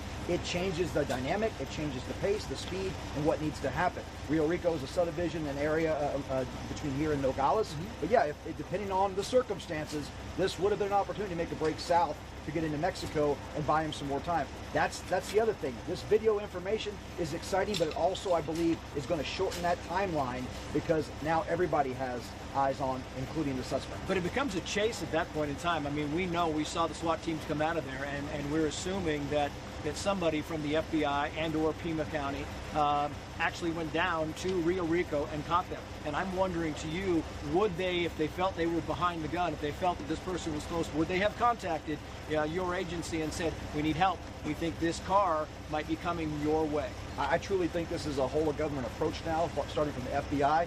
We know the president has spoken about to give all the resources necessary. They would definitely be contacting Customs and Border Protection to make sure the ports are aware and the checkpoints that come north out of Rio Rico in that area, and put Border Patrolmen on alert in case they come across somebody doing some suspicious things away from common areas out in the desert, but definitely our southbound operations going back into Mexico in case this person tried to flee the country. And if this person does flee the country, let's say that he made the extra 8 miles or 9 miles before they pulled him over, do we get to go in after him? What are the laws on that, or do we have to contact the Mexican government and say we need help? We'll be working with our partners in Mexico. We've been letting them know, and this, politics aside, when it comes down to life-saving efforts and law enforcement, we're going to have that relationship. There's going to be phone calls made and plus we've got FBI and international liaisons embedded all across the country of Mexico. They'll work with us on this if this was the case. Yeah. We're not going to chase them into Mexico if that becomes a problem. Paul Morrow, Josh Ritter, back to you. Paul Morrow, your thoughts on Rio Rico, Arizona, which is very close to the Mexican border.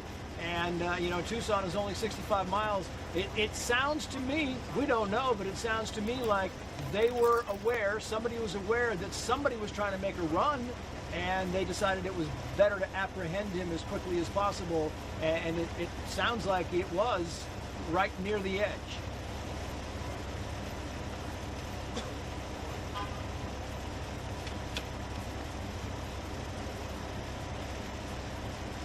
Nope.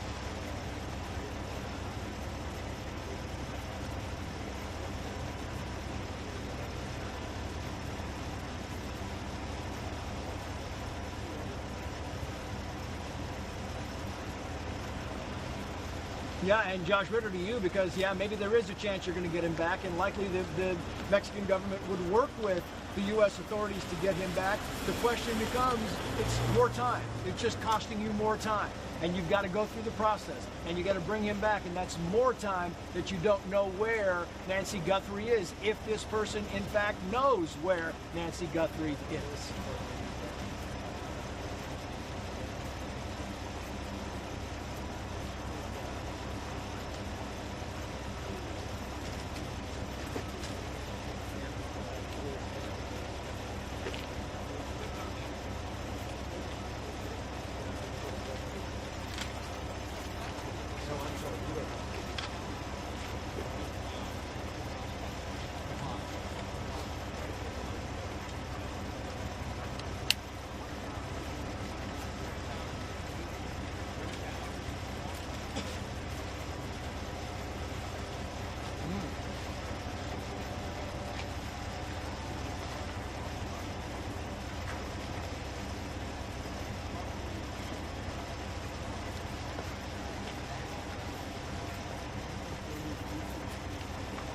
Yeah, it's a very good point. I want to bring in former police officer Randy Sutton, who joins us now. Randy, I mean, you hear Josh Ritter there saying, hey, listen, maybe they knew who this person was.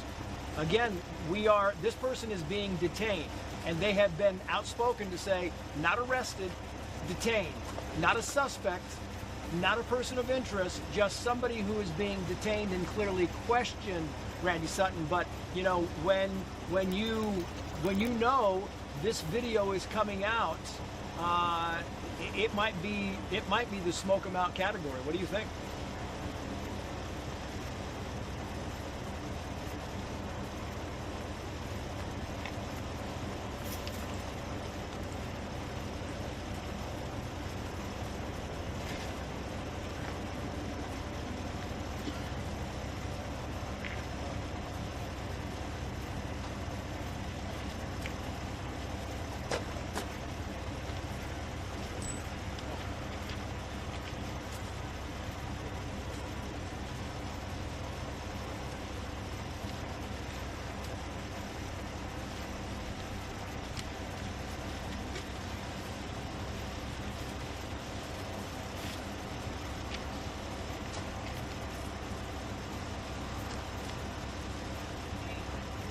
Yeah, when you talk about enough to go on, it's a good time for us to bring in the director of the FBI, Kash Patel, who was on Sean Hannity's show tonight, and he was talking about the fact that they had made substantial progress on persons of interest. Here's what he said.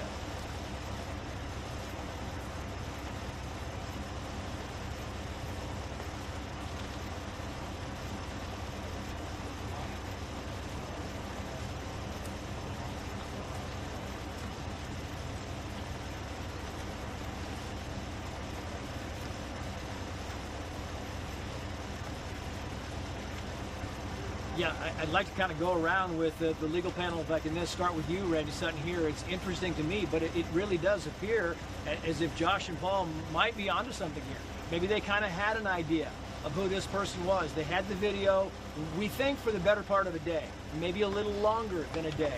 So you have this video, you get a little bit of, you get a little bit of kind of juice going to see if you can make something happen. And that's kind of what's looking like happened here over the past 48 hours, right?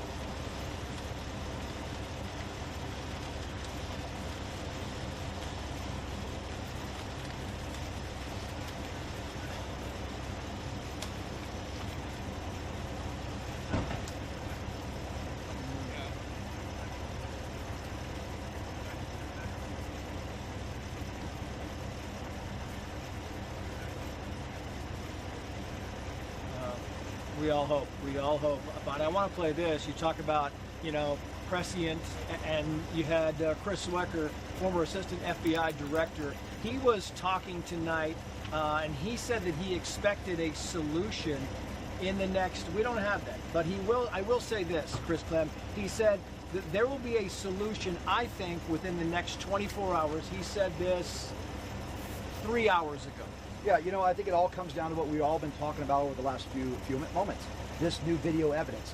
Did the FBI, did Pima County have this information, and were they on to something before they released it? Because what has happened is the investigation kind of got stymied, kind of got cold a little bit, right? So how do we, maybe the suspect or suspects got comfortable, so let's flush them out. Yeah. So when you make them move, they become vulnerable, and hence we've got somebody detained. Let's hope that leads to an arrest and leads to, you know, resolution sooner. I don't disagree with that statement that we're going to have something big probably in the next day based on how things are moving so quickly right now. Yeah, big. How big?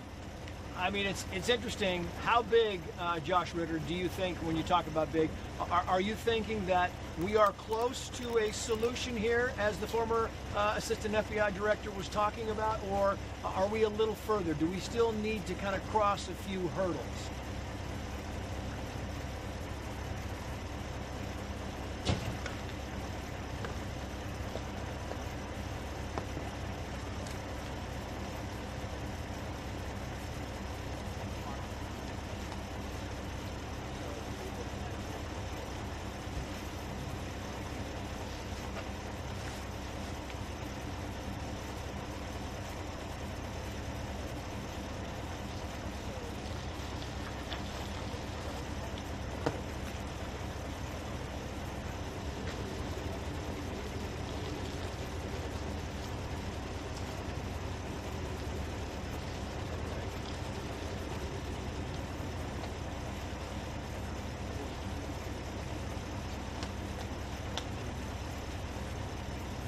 Yeah, you read the same tea leaves, Paul Morrow? I'm just wondering because it really did. It seems like to all of us as we're covering this and we're getting new information. I mean, I was literally out here and I'm talking with Jesse Waters and this Sean Hannity, and people are saying, here's some information. It was coming in so fast, Paul, that the tea leaves were not easy to read, but they were sure coming fast and furious.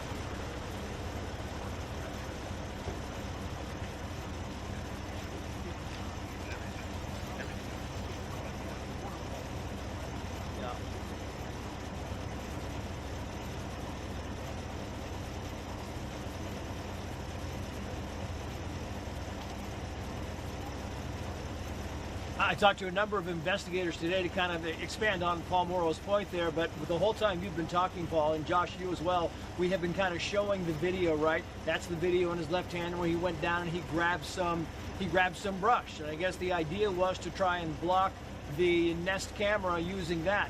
But what's fascinating about this is that the police officers I talked to were saying this is filled with information. It is filled. They figured out within seconds how tall this person was within an inch, because they went to the house is right across the street. They went to the house, they measured the bricks, and they counted the number of bricks that he was standing next to, so they had his height. And then you look at the gait that he had, the way that he bends, the eyes, the teeth, and there was something extra because Morgan Wright, who's a cybersecurity expert, I can bring Kurt Knudsen back in this, was talking about how the gloves that we have seen him push up to the camera so many times, how the gloves might be able to track him down. Watch. It's call 49.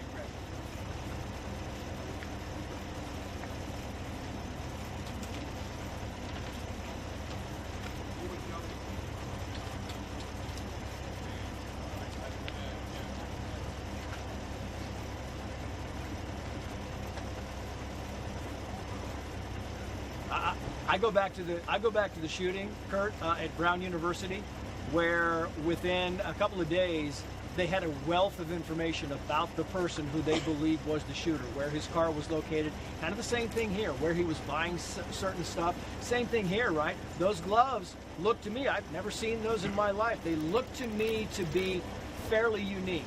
And it's a good bet that as soon as the FBI saw those gloves, they were making calls and knew where those gloves came from, maybe who bought those gloves. What do you think?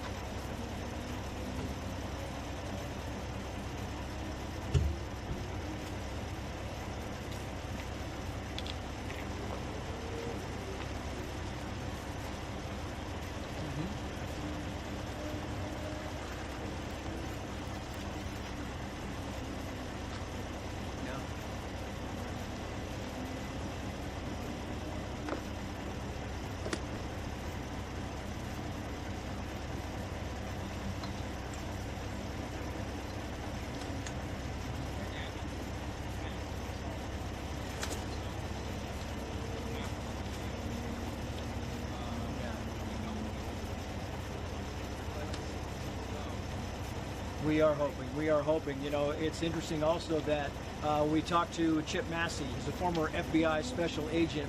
He was on the story with Martha McCallum today, and he was talking about some of the unique aspects of the person who was on the doorstep of Nancy Guthrie's home across the street, and just the mannerisms and so forth. And what I thought, Chris, when I was looking at this the first time, was his eyes. Maybe her eyes. We don't really know. We haven't identified this person yet. The mustache, the goatee, the look of the kind of a waxed eyebrows.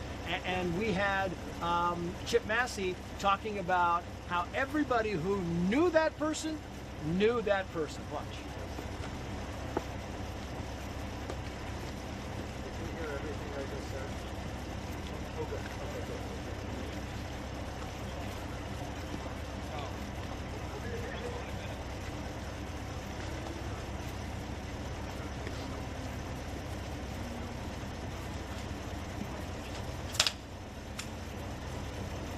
He's right. You do know who that person is, right? I mean, I have good buddies of mine. You can see him walking 40 yards away.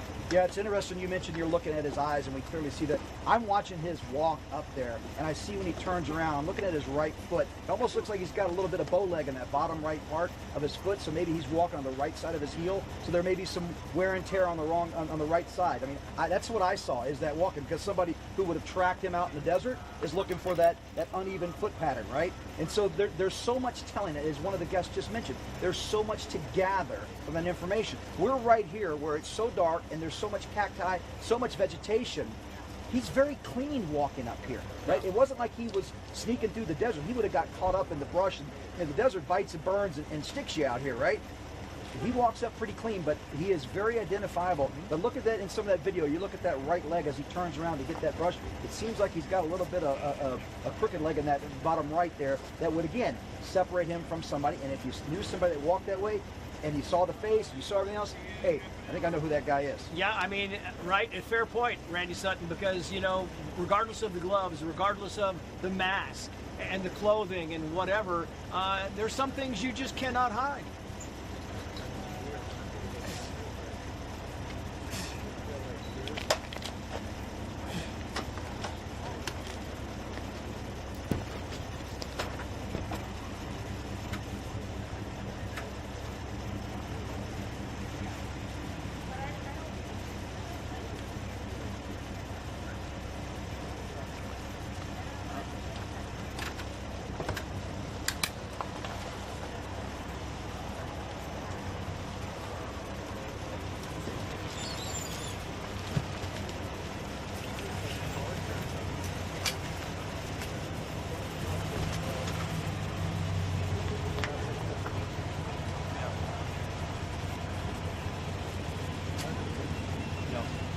Yeah, it's interesting. I want to, you probably cannot see this here, but we just had 2 or 3 vehicles pull up from the sheriff's department here.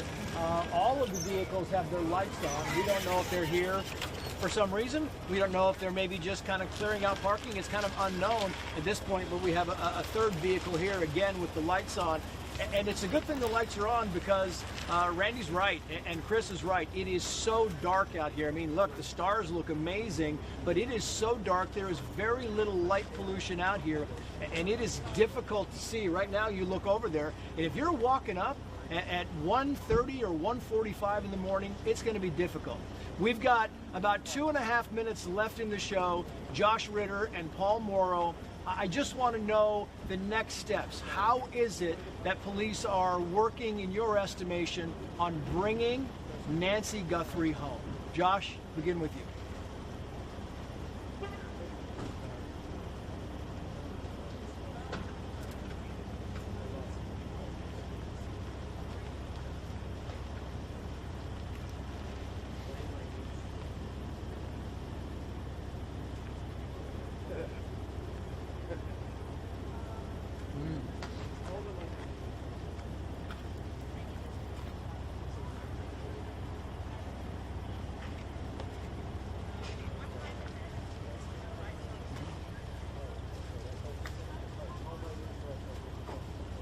Yeah, it really is. And Paul Morrow, we speaking of a race against time, we just got a little time added, so we're going to go to the top of the hour and then continue on for the next hour. But it's interesting, Paul, when you talk about, you know, all these techniques. It's all we've talked about is, oh, how do they get this guy? Who are they sending out? Sending the SWAT team out. And the big question is always, how in the world are we going to identify if in fact this person is somehow attached to this horrible crime against Nancy Guthrie?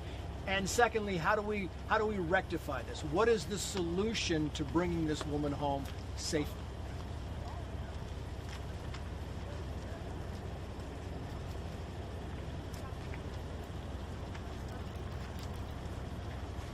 Hey, adjust the shutter. Got it.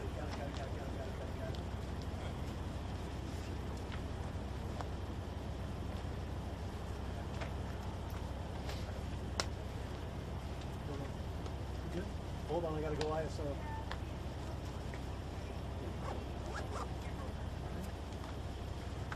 Shutter. I think I've got it. You know, I couldn't. I wonder it was bad. You just go to 60. It's fine. Because it hurts you 60.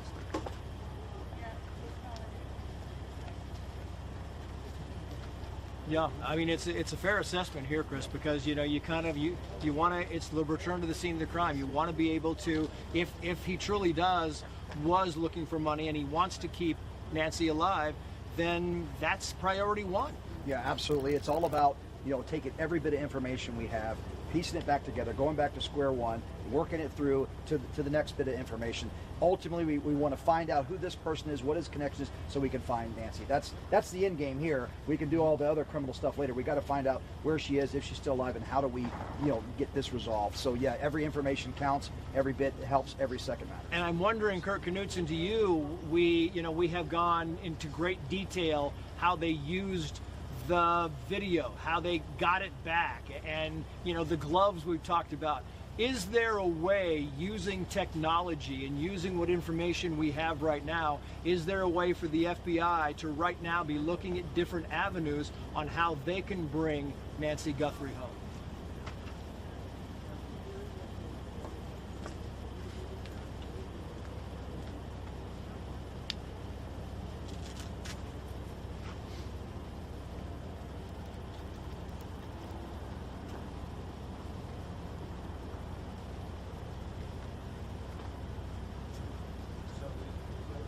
Eric, you're staying there, right?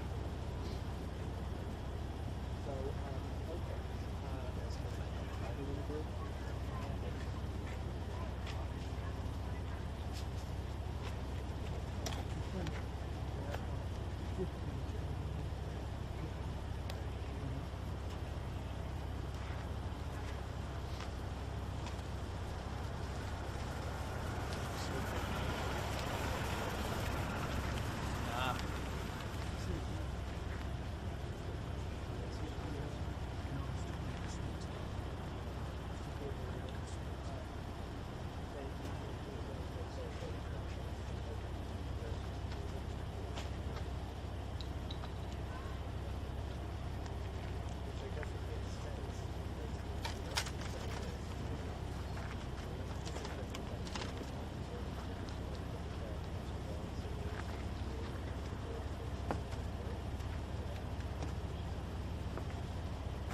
Yeah, you know, Josh Ritter, to you, I'm interested in the fact that, you know, we have been kind of talking about this, and you look up on the steps up there, and you look going up there, it's kind of rough. I mean, it's rough. The steps are rough. There's some rocks all over the place, and I'm wondering if this person who was on the Ring camera, if indeed they are connected to this in any way, if they kidnapped Nancy Guthrie, could they have done it alone, is the question. Is there somebody else out there that might have more information? That's the big question right now going forward. Are there others, and are those others also the key, or maybe the key, to finding Nancy Guthrie and bringing her home, Josh?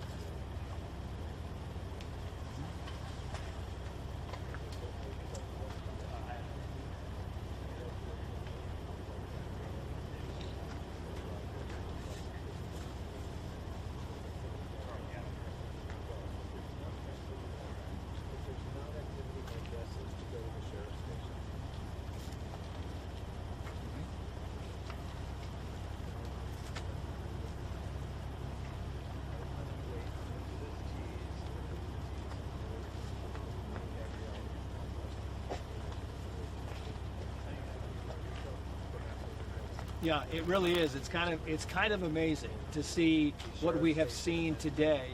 For those of you who are just joining us, we're going to reset at the top of the hour. We've got another continuing hour of breaking news coverage here in Tucson, Arizona, because they have somebody who has been detained, apparently pulled over in a traffic stop,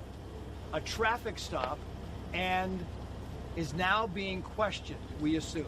Continuing coverage right now.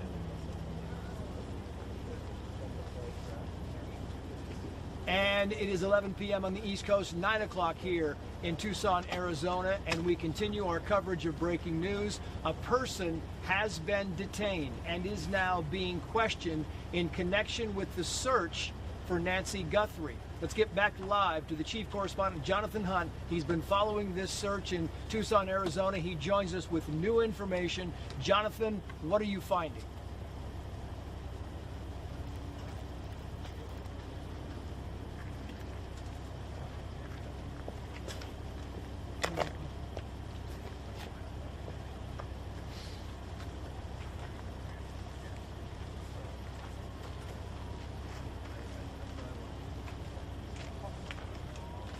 What traces might upload? Is 5.5 the 5.5?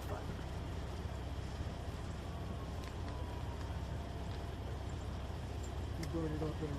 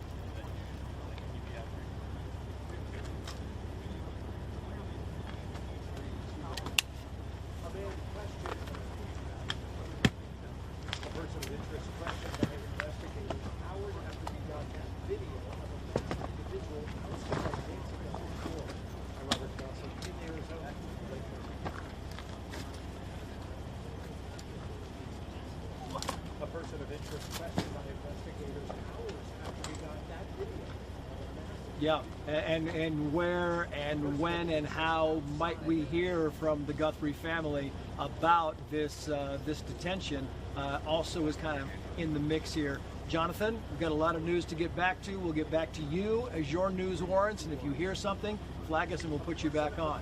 Meantime, we have been on the ground in Tucson for hours now. We have been here because we flew in last night. This started rumbling, and what happened was, if you haven't been following this, just over the past 29 hours. So you had Savannah Guthrie come out yesterday afternoon, and it was the first time that she went on social media and she issued a statement. And it was very emotional, but it's not as emotional as it was kind of a statement of desperation.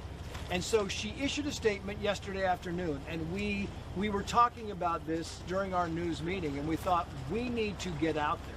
We need to get out into the desert by the house and kind of do some live reporting here. So we got on a plane early this morning to come here and to cover this live, and right when we hit the ground, things started happening. I mean, it was just event after event after event, and we were covering breaking news all day. We wanted to give you an idea of what it looks like out here during the day. We shot this about 4.5 hours ago. Just a quick walk around of what it is like outside of Nancy Guthrie's home. Watch. Can we switch our guest out? Can we switch our guest out?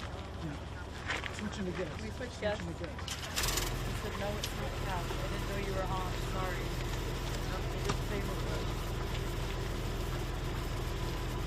They're saying tactical set on Kennedy is plural.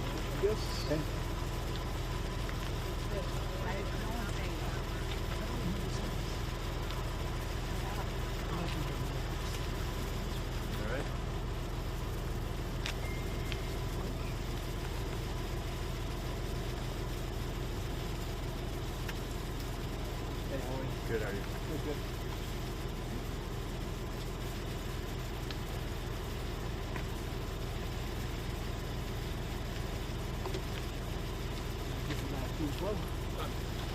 your pizza? Yes. Do you want more call for it? Do you want more call for Am it? I clear? I think Am I done for the night? No. Can you stay? Okay. No, I can stay. Yeah, Can you stay? Yeah, yeah. Yeah, come stay. Okay. Okay. Thank you. Yeah. All right, tell me when. Okay. Yeah, well, look me back up. Huh? Left ear right here. Swapping guests. I see what's happening. Left or right here? Left please. Bob, it's Krieger? Krieger. Krieger. Yes. Got it. Bob Disregard, Krieger. disregard the Y. Here you go. Up and over here. Yeah, it really is. And that was before we knew that there was somebody they had detained. And so, you know, the news just kind of keeps on rolling. And so we want to bring back in the panel to give some analysis to figure out where we stand right now and how to move this forward. Retired Lieutenant in the Pima County Sheriff's Department, Bob Krieger, Fox News contributor and former NYPD Inspector Paul Morrow, criminal defense attorney and former prosecutor Josh Ritter, and award-winning tech journalist Kirk Knudsen, also known as the Cyber Guy, will kind of join us to give us an idea of what's going on and what happens next.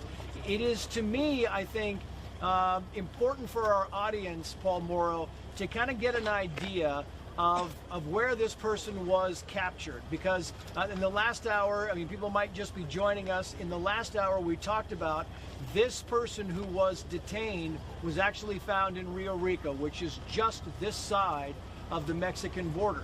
It is about an hour drive south of Tucson, and just this side of the Mexican border. It was a traffic stop that this person was stopped at. And the question became, was this person on the run?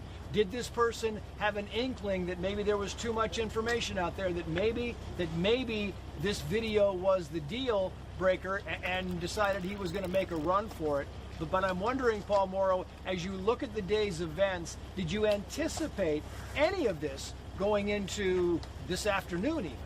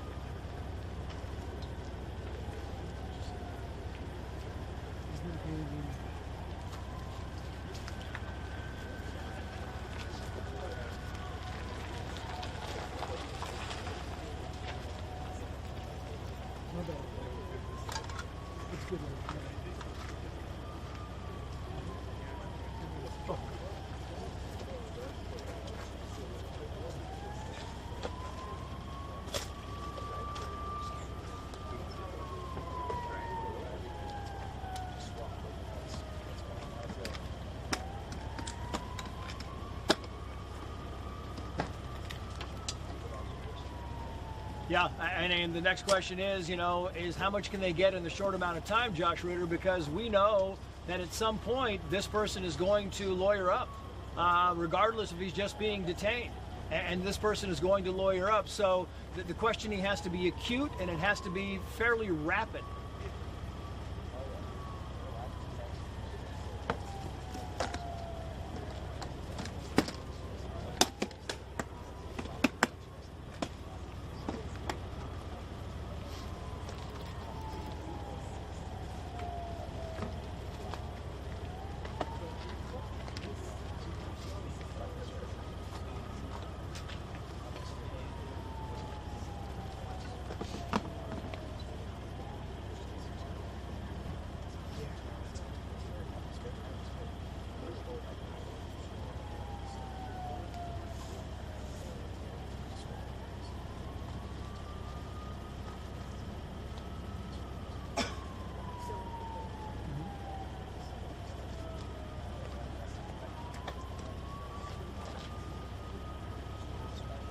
Yeah, very interesting. I want to bring in Bob Krieger. He just joined us here, and it's interesting.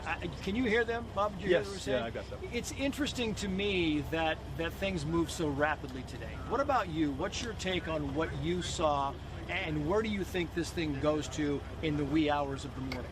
Well, once the video and the photos were released this morning, I felt the same way. I thought the pace would pick up definitely. There were folks. Someone knew who that was. They knew who it was. They knew where he was. Information was going to come in, and knowing the Pima County team and the resources on the ground, I know that the SWAT team would be prepared to go do anything, to do a vehicle takedown, to do a warrant, to do a hostage rescue if need be, if they know where Nancy's at. And so the pace didn't surprise me that something popped off this afternoon. This evening. Is it your sense that they were looking for just one individual?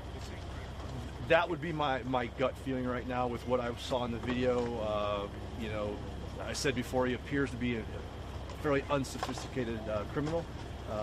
And in what capacity? Well, just the things that I see him doing at the door, the dealing with the flowers, rubbing them on there, the time that he spent there on camera, the gun that appears to be in the wrong type of holster, the way he's carrying the gun, all of those things kind of led me to believe that this, you know, just wasn't a very sophisticated criminal. And you know, with that, I figured maybe local. Real Rico's it's a ways away, but it's still, you know, in the Tucson metro area, right, as far as I'm concerned. So it didn't surprise me that something popped off down there. It's not uncommon either. Between here and Mexico, there's a lot of ground to cover and a lot of houses where, you know, in the past we've encountered people being held against their will, things like that. Do you think that they had been watching this person that they've taken in for questioning? Do you think they had been watching him for a matter of hours or longer or shorter? I would say shorter. I would say as information came in, if the investigators knew who they were, I'm sure they would have been on them. But as soon as they found out even a little bit about the person, that's when they would have kind of mobilized and got a team rolling down that way. Yeah, it's interesting when I talk about information coming in. I'm not in law enforcement, so I don't know. But is there something, as they released the video, the FBI was saying, listen, we got a number of tips, we got a number of good responses. Clearly, some of those were significant, and I'm just wondering, how do you pick out the significant ones, right? I mean, you've got so much information to try and sift through. If there is still somebody who is connected to this out there, how do you sift through the information, and which ones do you pick as the most helpful?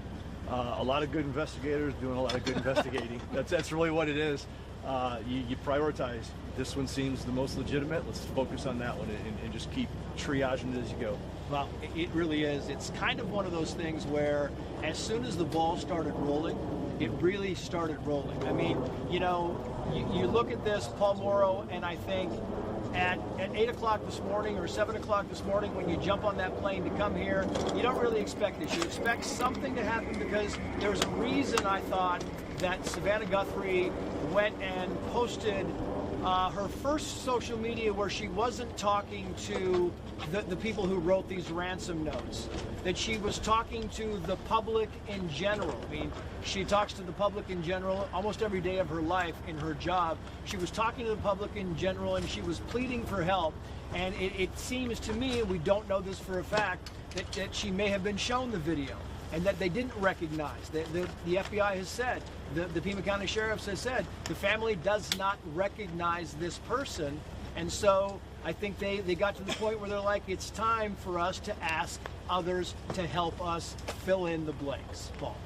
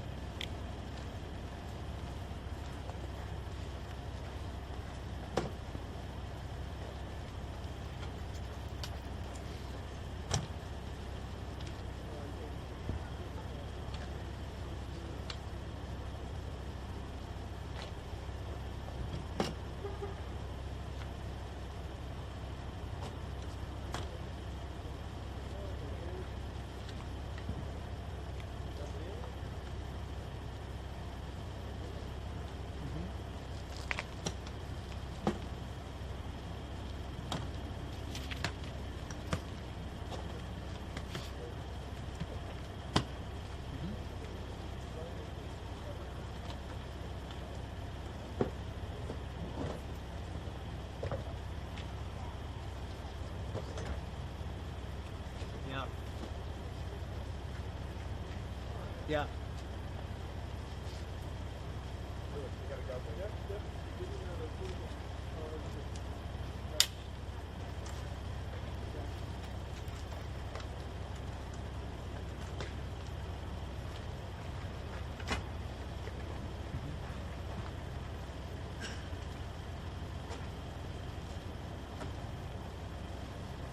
Yeah.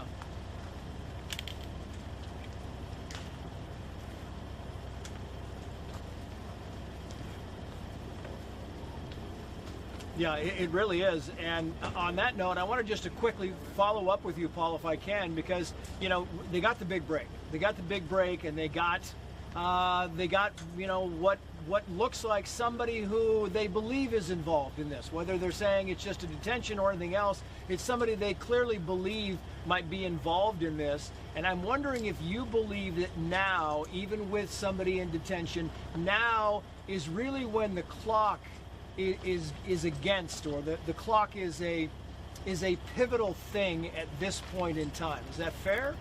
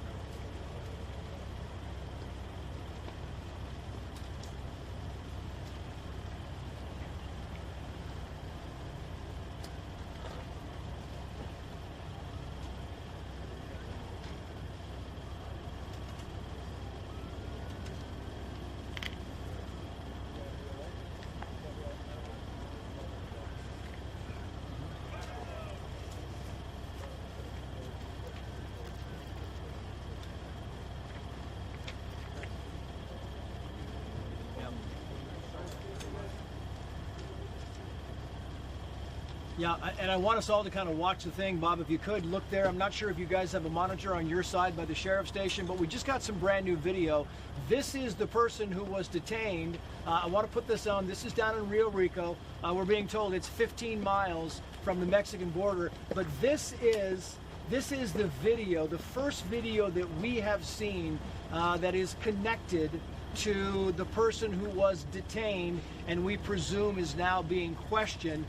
Anything about this video, Bob Krieger, that strikes you as you look at this? Because I can't really pick out, you know, what is significant and what is not. Yeah, with what I'm seeing on the screen, there's not much I can say about it, other than, you know, there's a good amount of resources down there. That part of between here and Mexico is usually not a lot of officers, right? And I know that the sheriff's department has resources down there, and any other resources that are out there to help as far as feds go. But they were definitely looking for something with that amount of people that are down there. Yeah, and I wonder, Josh Ritter, if you look at the picture, I don't even know if you can see it, but I will tell you that, as Bob says, there's not really a lot to see, not a lot to decipher. There's a truck on the right. There seems to be some people gathered by that. There appears to be some type of, it could be a photographer's box. It could be, who knows what it is. And then you have a couple of cars on the left-hand side and some people that are down, either being questioned or somebody who's talking to somebody else. We just don't really know exactly what we're looking at here. But you wonder if in a situation like this, is it the goal to get this person, as Paul Moore was saying, and bring them back to Pima County? Is that the goal, to get this person into a vehicle as rapidly as possible and get them back where they can be questioned?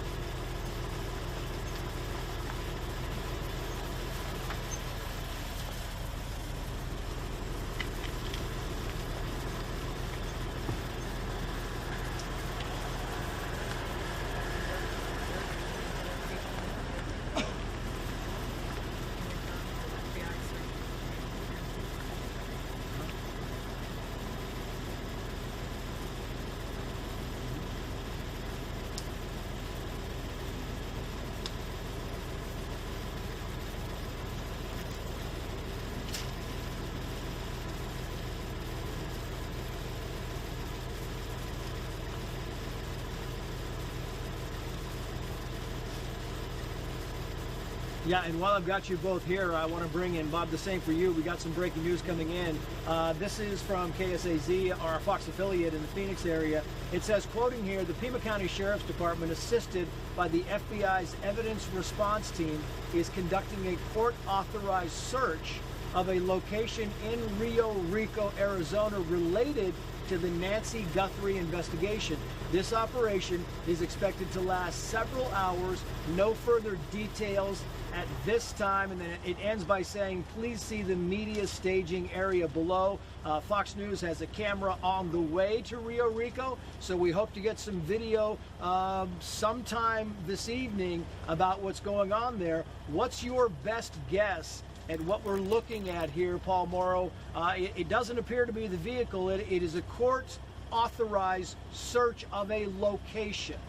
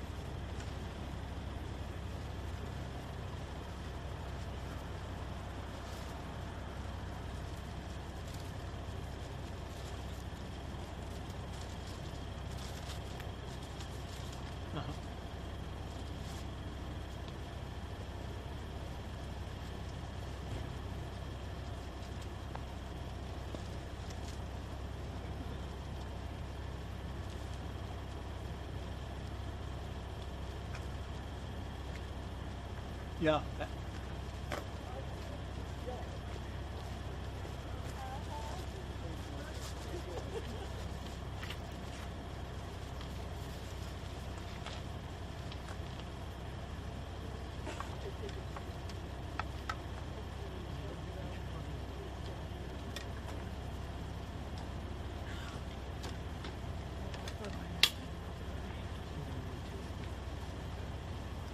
Yeah.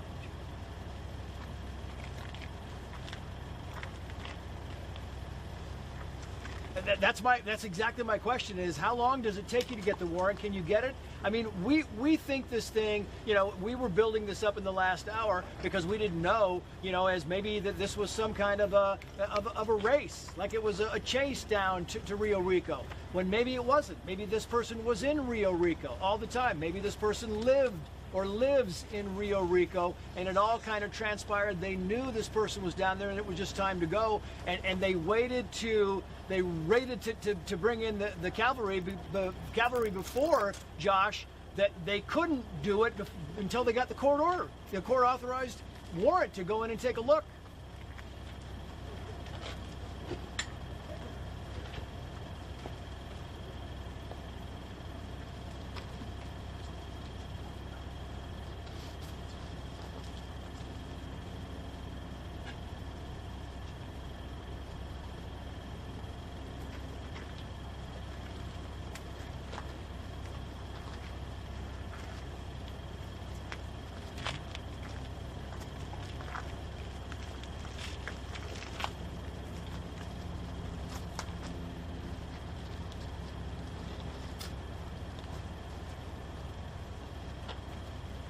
Yeah, and that's the whole thing, Bob, is you're looking at whatever information that we have here. The key to all of this is trying to locate Nancy Guthrie and find out where she is, and maybe the key lies in that location.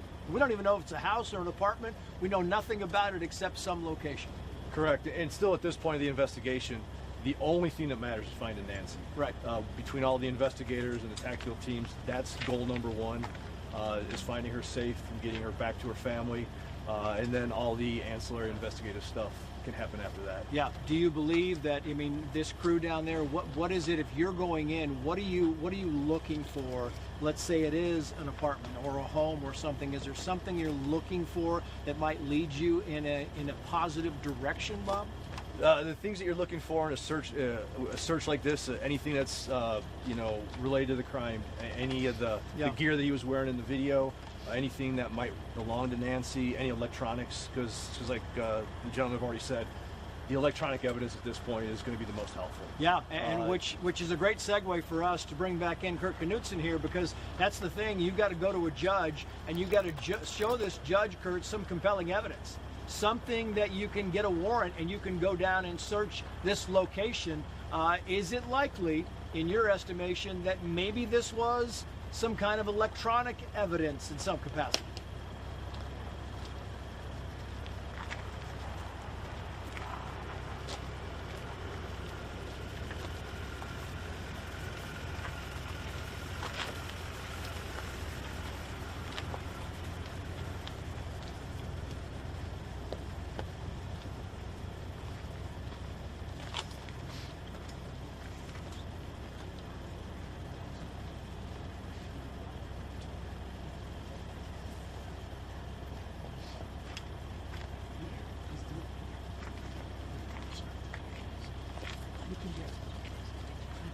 Yeah, it really is. I mean, what else do you have? And that's the whole thing. Is you're working at a system. You're trying to work with the federal government. You're trying to work with the FBI. Everybody's got their own kind of ideas on what's going on, Bob. And the question is how do you bring all those ideas together to have this kind of force to be reckoned with, what we saw today? Well, the good thing is everyone down here has worked together for years between the federal agencies, because they're always present, right, where we are at the border. So this is nothing new for the Sheriff's Department. They've done this my entire career, working hand in hand with federal agencies, working with state warrants, federal warrants, combining them to see what's going to be the best outcome for the case. Yeah, it really is. The best outcome is what everybody's hoping for. Paul Morrow, your thoughts on this as far as going forward? And I was kind of asking the question to others, what are you looking for as you walk into a building, as you walk into a location, and you know that time is of the essence, and you know that there is a life on the line here? What is it you are looking for that you think might lead you in the right direction? Thank you, sir.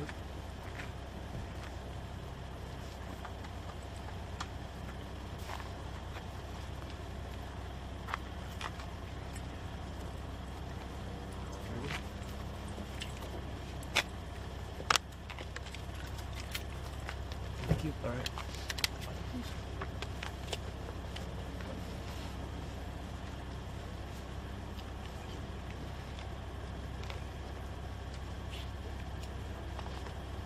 Watch yourself, sir.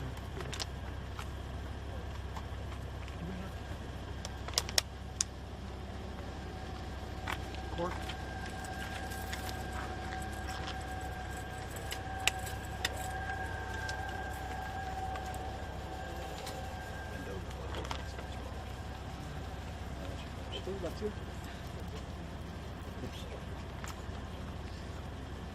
Yeah.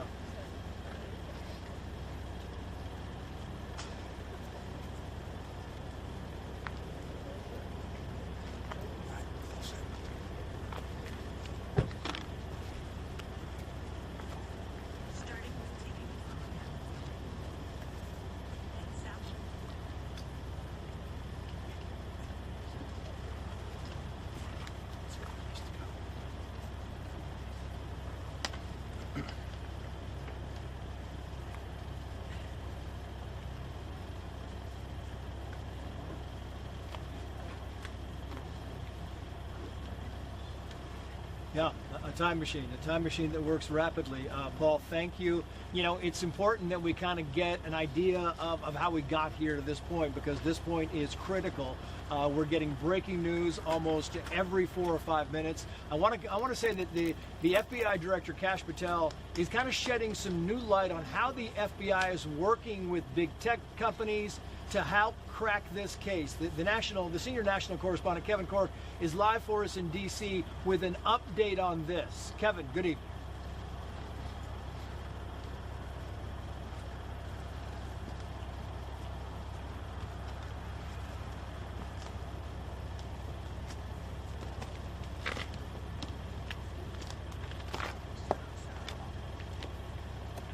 What? With the black light on a police car. So they're searching. You got this. They're searching the area. Yeah, the location. yeah. We don't know the house, but there's a location. It's Just a location. Yeah, I've been trying to find it. Yeah. That's a good thing. It's good.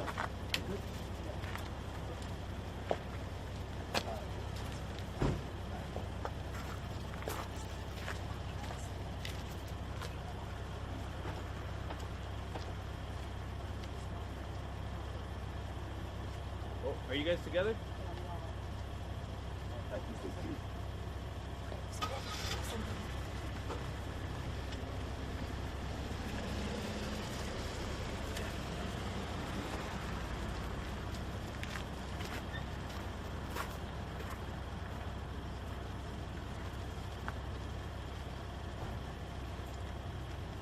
Indeed, Kevin Cork live for us in D.C. Kevin, if you hear something else, flag us. We'll put you back on. Meantime, we're back to the panel. Chris Clem, Border Patrol Chief, Paul Morrow, Josh Ritter, and Kirk Knudsen.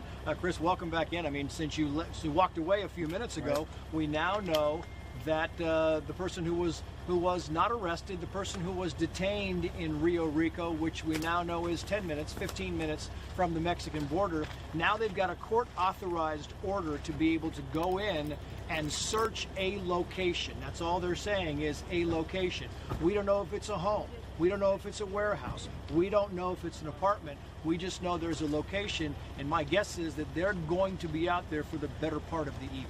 I agree. What we do know is you have to have probable cause to get that warrant signed by the judge. So that's good, right? So the information that we've seen play out through the day, right? We had video surveillance finally released. And we have information about, we're trying to figure out the timing, but they did have somebody detained. And now we know that there was a warrant issue, right? So now the federal agencies, the state and local, everybody that's working on this is going to be clamping down on there. Another crime scene, going to treat it like that. And as Bob Krieger mentioned earlier, you're going to be looking for every piece of information you can find that may be related to this case.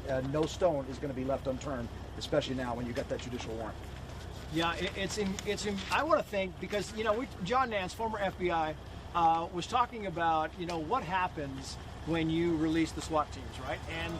And I want to play this sound, but it's soundbite number 13, Greg, if you would. But this is John Nance, former FBI, on deployment of SWAT, because we spent a lot of the afternoon. Jonathan Hunt called us and said, well, for the first time, I've been here for 9 days, and for the first time in 9 days, we just saw the SWAT units take off. And they did take off. And they were joined not just by the Pima County SWAT team, but by other police departments in the area's SWAT team. So this was a force to be reckoned with, and they started heading south on Interstate 10, and that's where we kind of lost them at one point in time. It appears they were going to Rio Rico, but John Nance, former FBI, had the following to say, and he was spot on. Watch.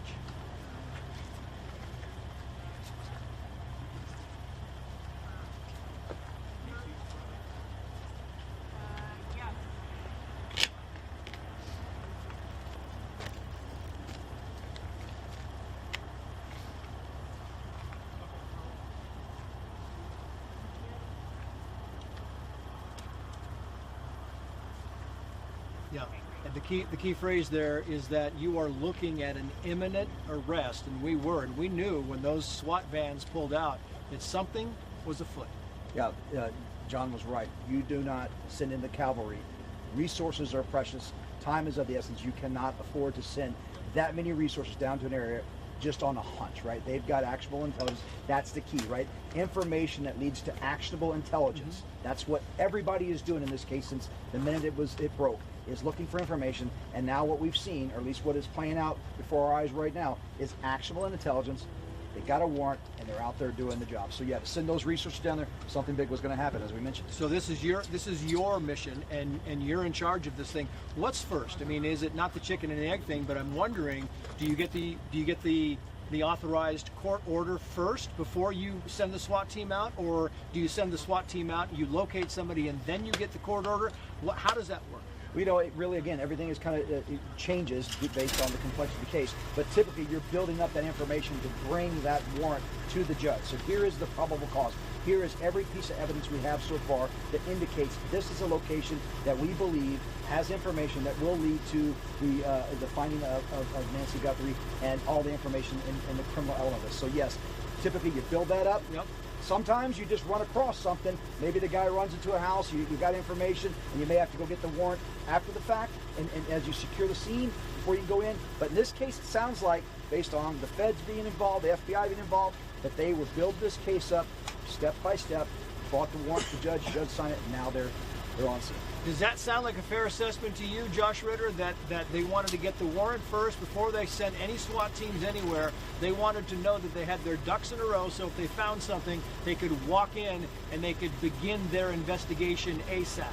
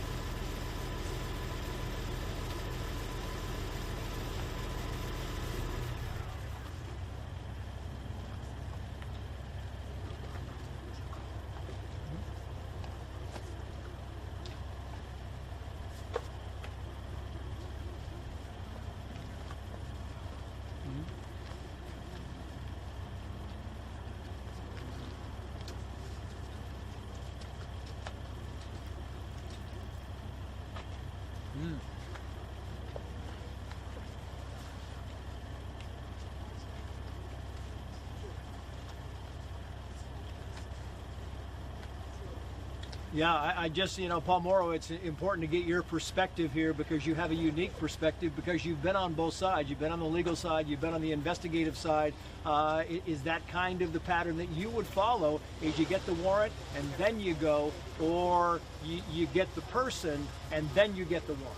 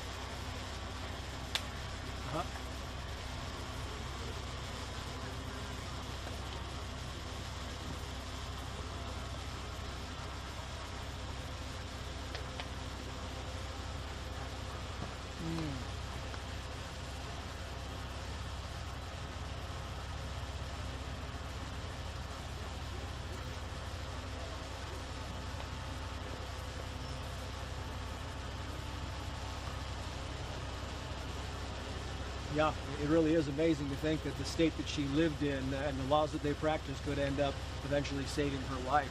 I want to bring in Kirk Knudsen back into the conversation because you know, I'm kind of fascinated about this location. Again, we don't know anything about the location. It could be an apartment, right? House. As they were saying, it could be an open field. We don't know anything about this, Kurt. But if you are going in, as you say, where a big chunk of evidence is always some type of cyber evidence, right? Electronic evidence. If you're going in there, what are you going into this location looking for if you're Kurt Knudsen and you're a curious guy?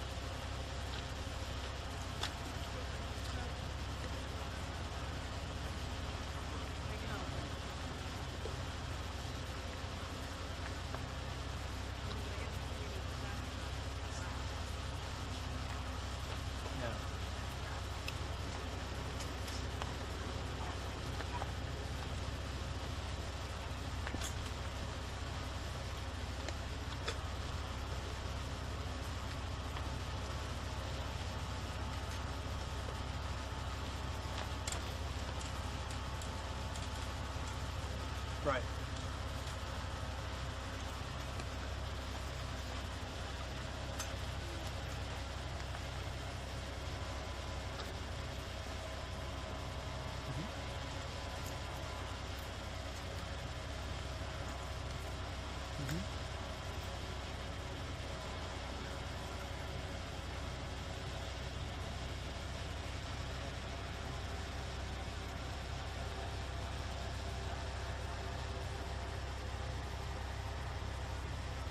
Yeah, that's exactly right, which brings us back to Chris Clem, because nobody knows more about the border and license plate readers and so on and so forth than this man, and that's kind of a key, is that, you know, that's what the border does. And so when you look at something like this, some operation, it is critical to find out the vehicle and find out where this vehicle is traveling to. We are going to connect the dots. And old school law enforcement, we used to use, you know, post-it notes and sticky notes and have to put all this stuff. Now we've got the luxury of technology and AI and everything else to map this together. Just like Kurt was saying, there are so many data points that can be used right now. So once we have point A, and let's say this location is point B, we can connect all those dots. And that's the beauty of this, is using technology to our advantage. The FBI is working with Pima County, the state and locals, everybody's involved.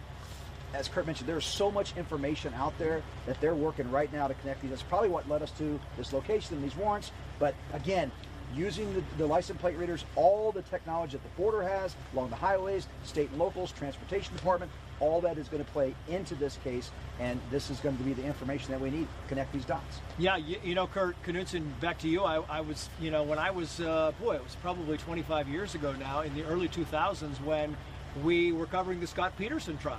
And it was really the first time that a lot of us, Scott Peterson, who is on death row now for murdering his wife, Lacey Peterson, was a big story. And it was the first time a lot of us had really kind of figured out that you can really use this cell phone triangulation to pinpoint people's locations. And it shocked a lot of people. And now it is the most common thing on the planet, and you wonder, you know, what's the next step? Have we gotten to a much better technological fashion or police work where we can now use different tools that can actually give us more precision than we had 25 years ago?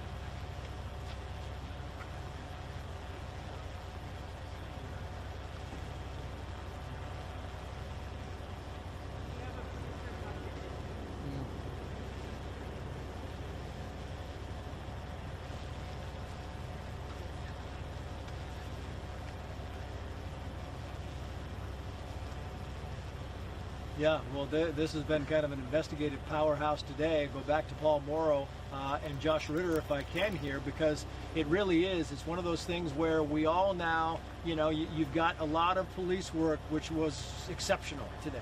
With lack of, I mean, there's just no other way to put it. You had police work from local to federal that was exceptional. And now the question is, you know, you've got to bring this woman home. So Paul Morrow, to you first, if you're trying to bring home Nancy Guthrie, and time is of the essence, and you're, you know, you have a legal mind, you have an investigative mind, what is the first bridge that you are trying to cross in the next 2, 3, 4 hours?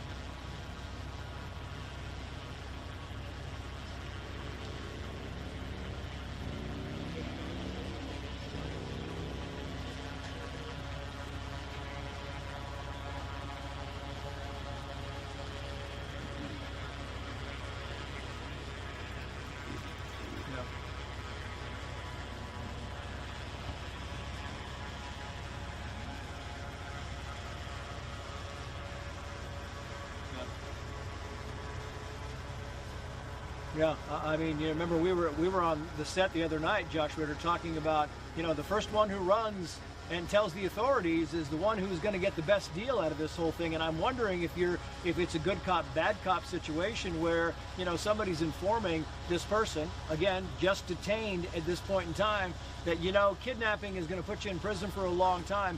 Murder puts you there forever.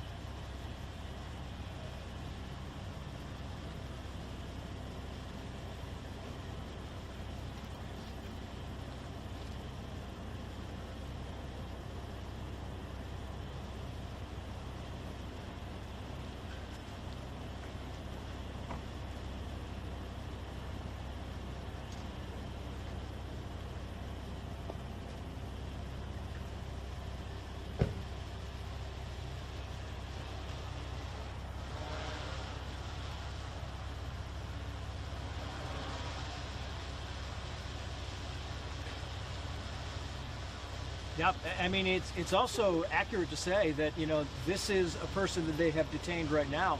There might be, and who's to say that this is the person on the videotape? Who's to say that whoever this person on the videotape was worked alone? But you can also say, Chris Clem, that, you know, maybe there are others out there, and maybe we will get other detentions in the next 24 hours, and that would also be a key part of this entire case. And you're absolutely right, and so are the other panel guests. You know, what really is interesting to me is to find out the location where this warrant is going to take place, right? Because there is so much information that we're going to be able to find that. That's where the domino effect could happen, right? But like Paul mentioned, they're going to have to put everything out there. They're going to look at all vectors, everybody that this person's connected to. But it could be as simple as if it's some kind of domicile or a warehouse or something, they're going to see information. And that's going to take them running. And again, maybe we find somebody else. But also, as they mentioned, the first person, and you mentioned the first person that talks is going to get the better deal.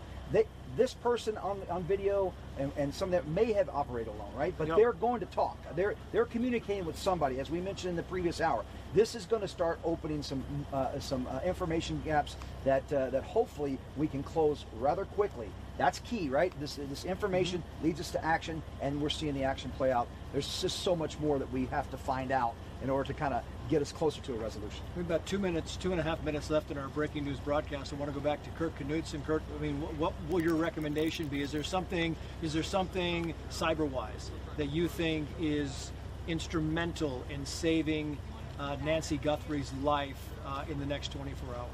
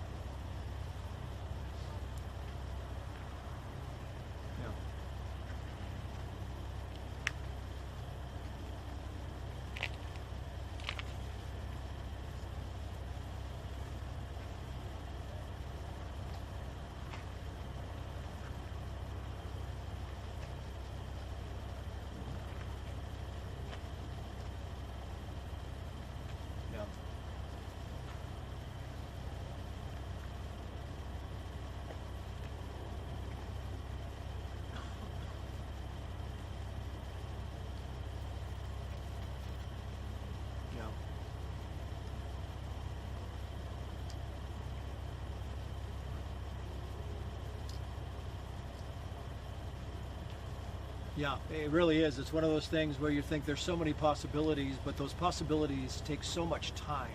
And right now there's not a lot of time. And so you want the remedy, right? You want the solution, you want the elixir to be something that is fast and is successful right now, or 3 hours from now, or 4 hours from now.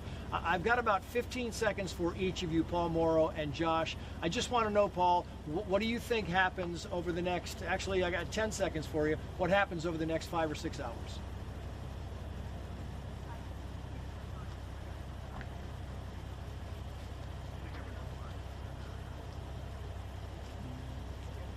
Yeah.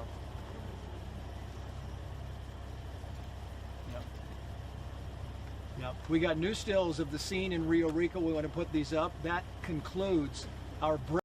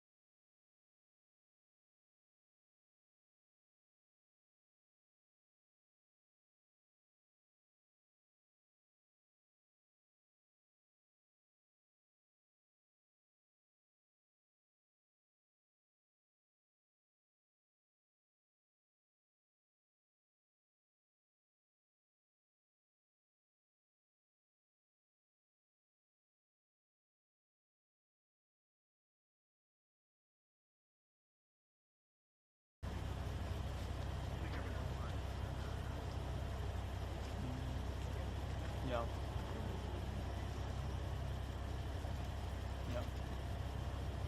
Yep. We got new stills of the scene in Rio Rico. We want to put these up. That concludes our break.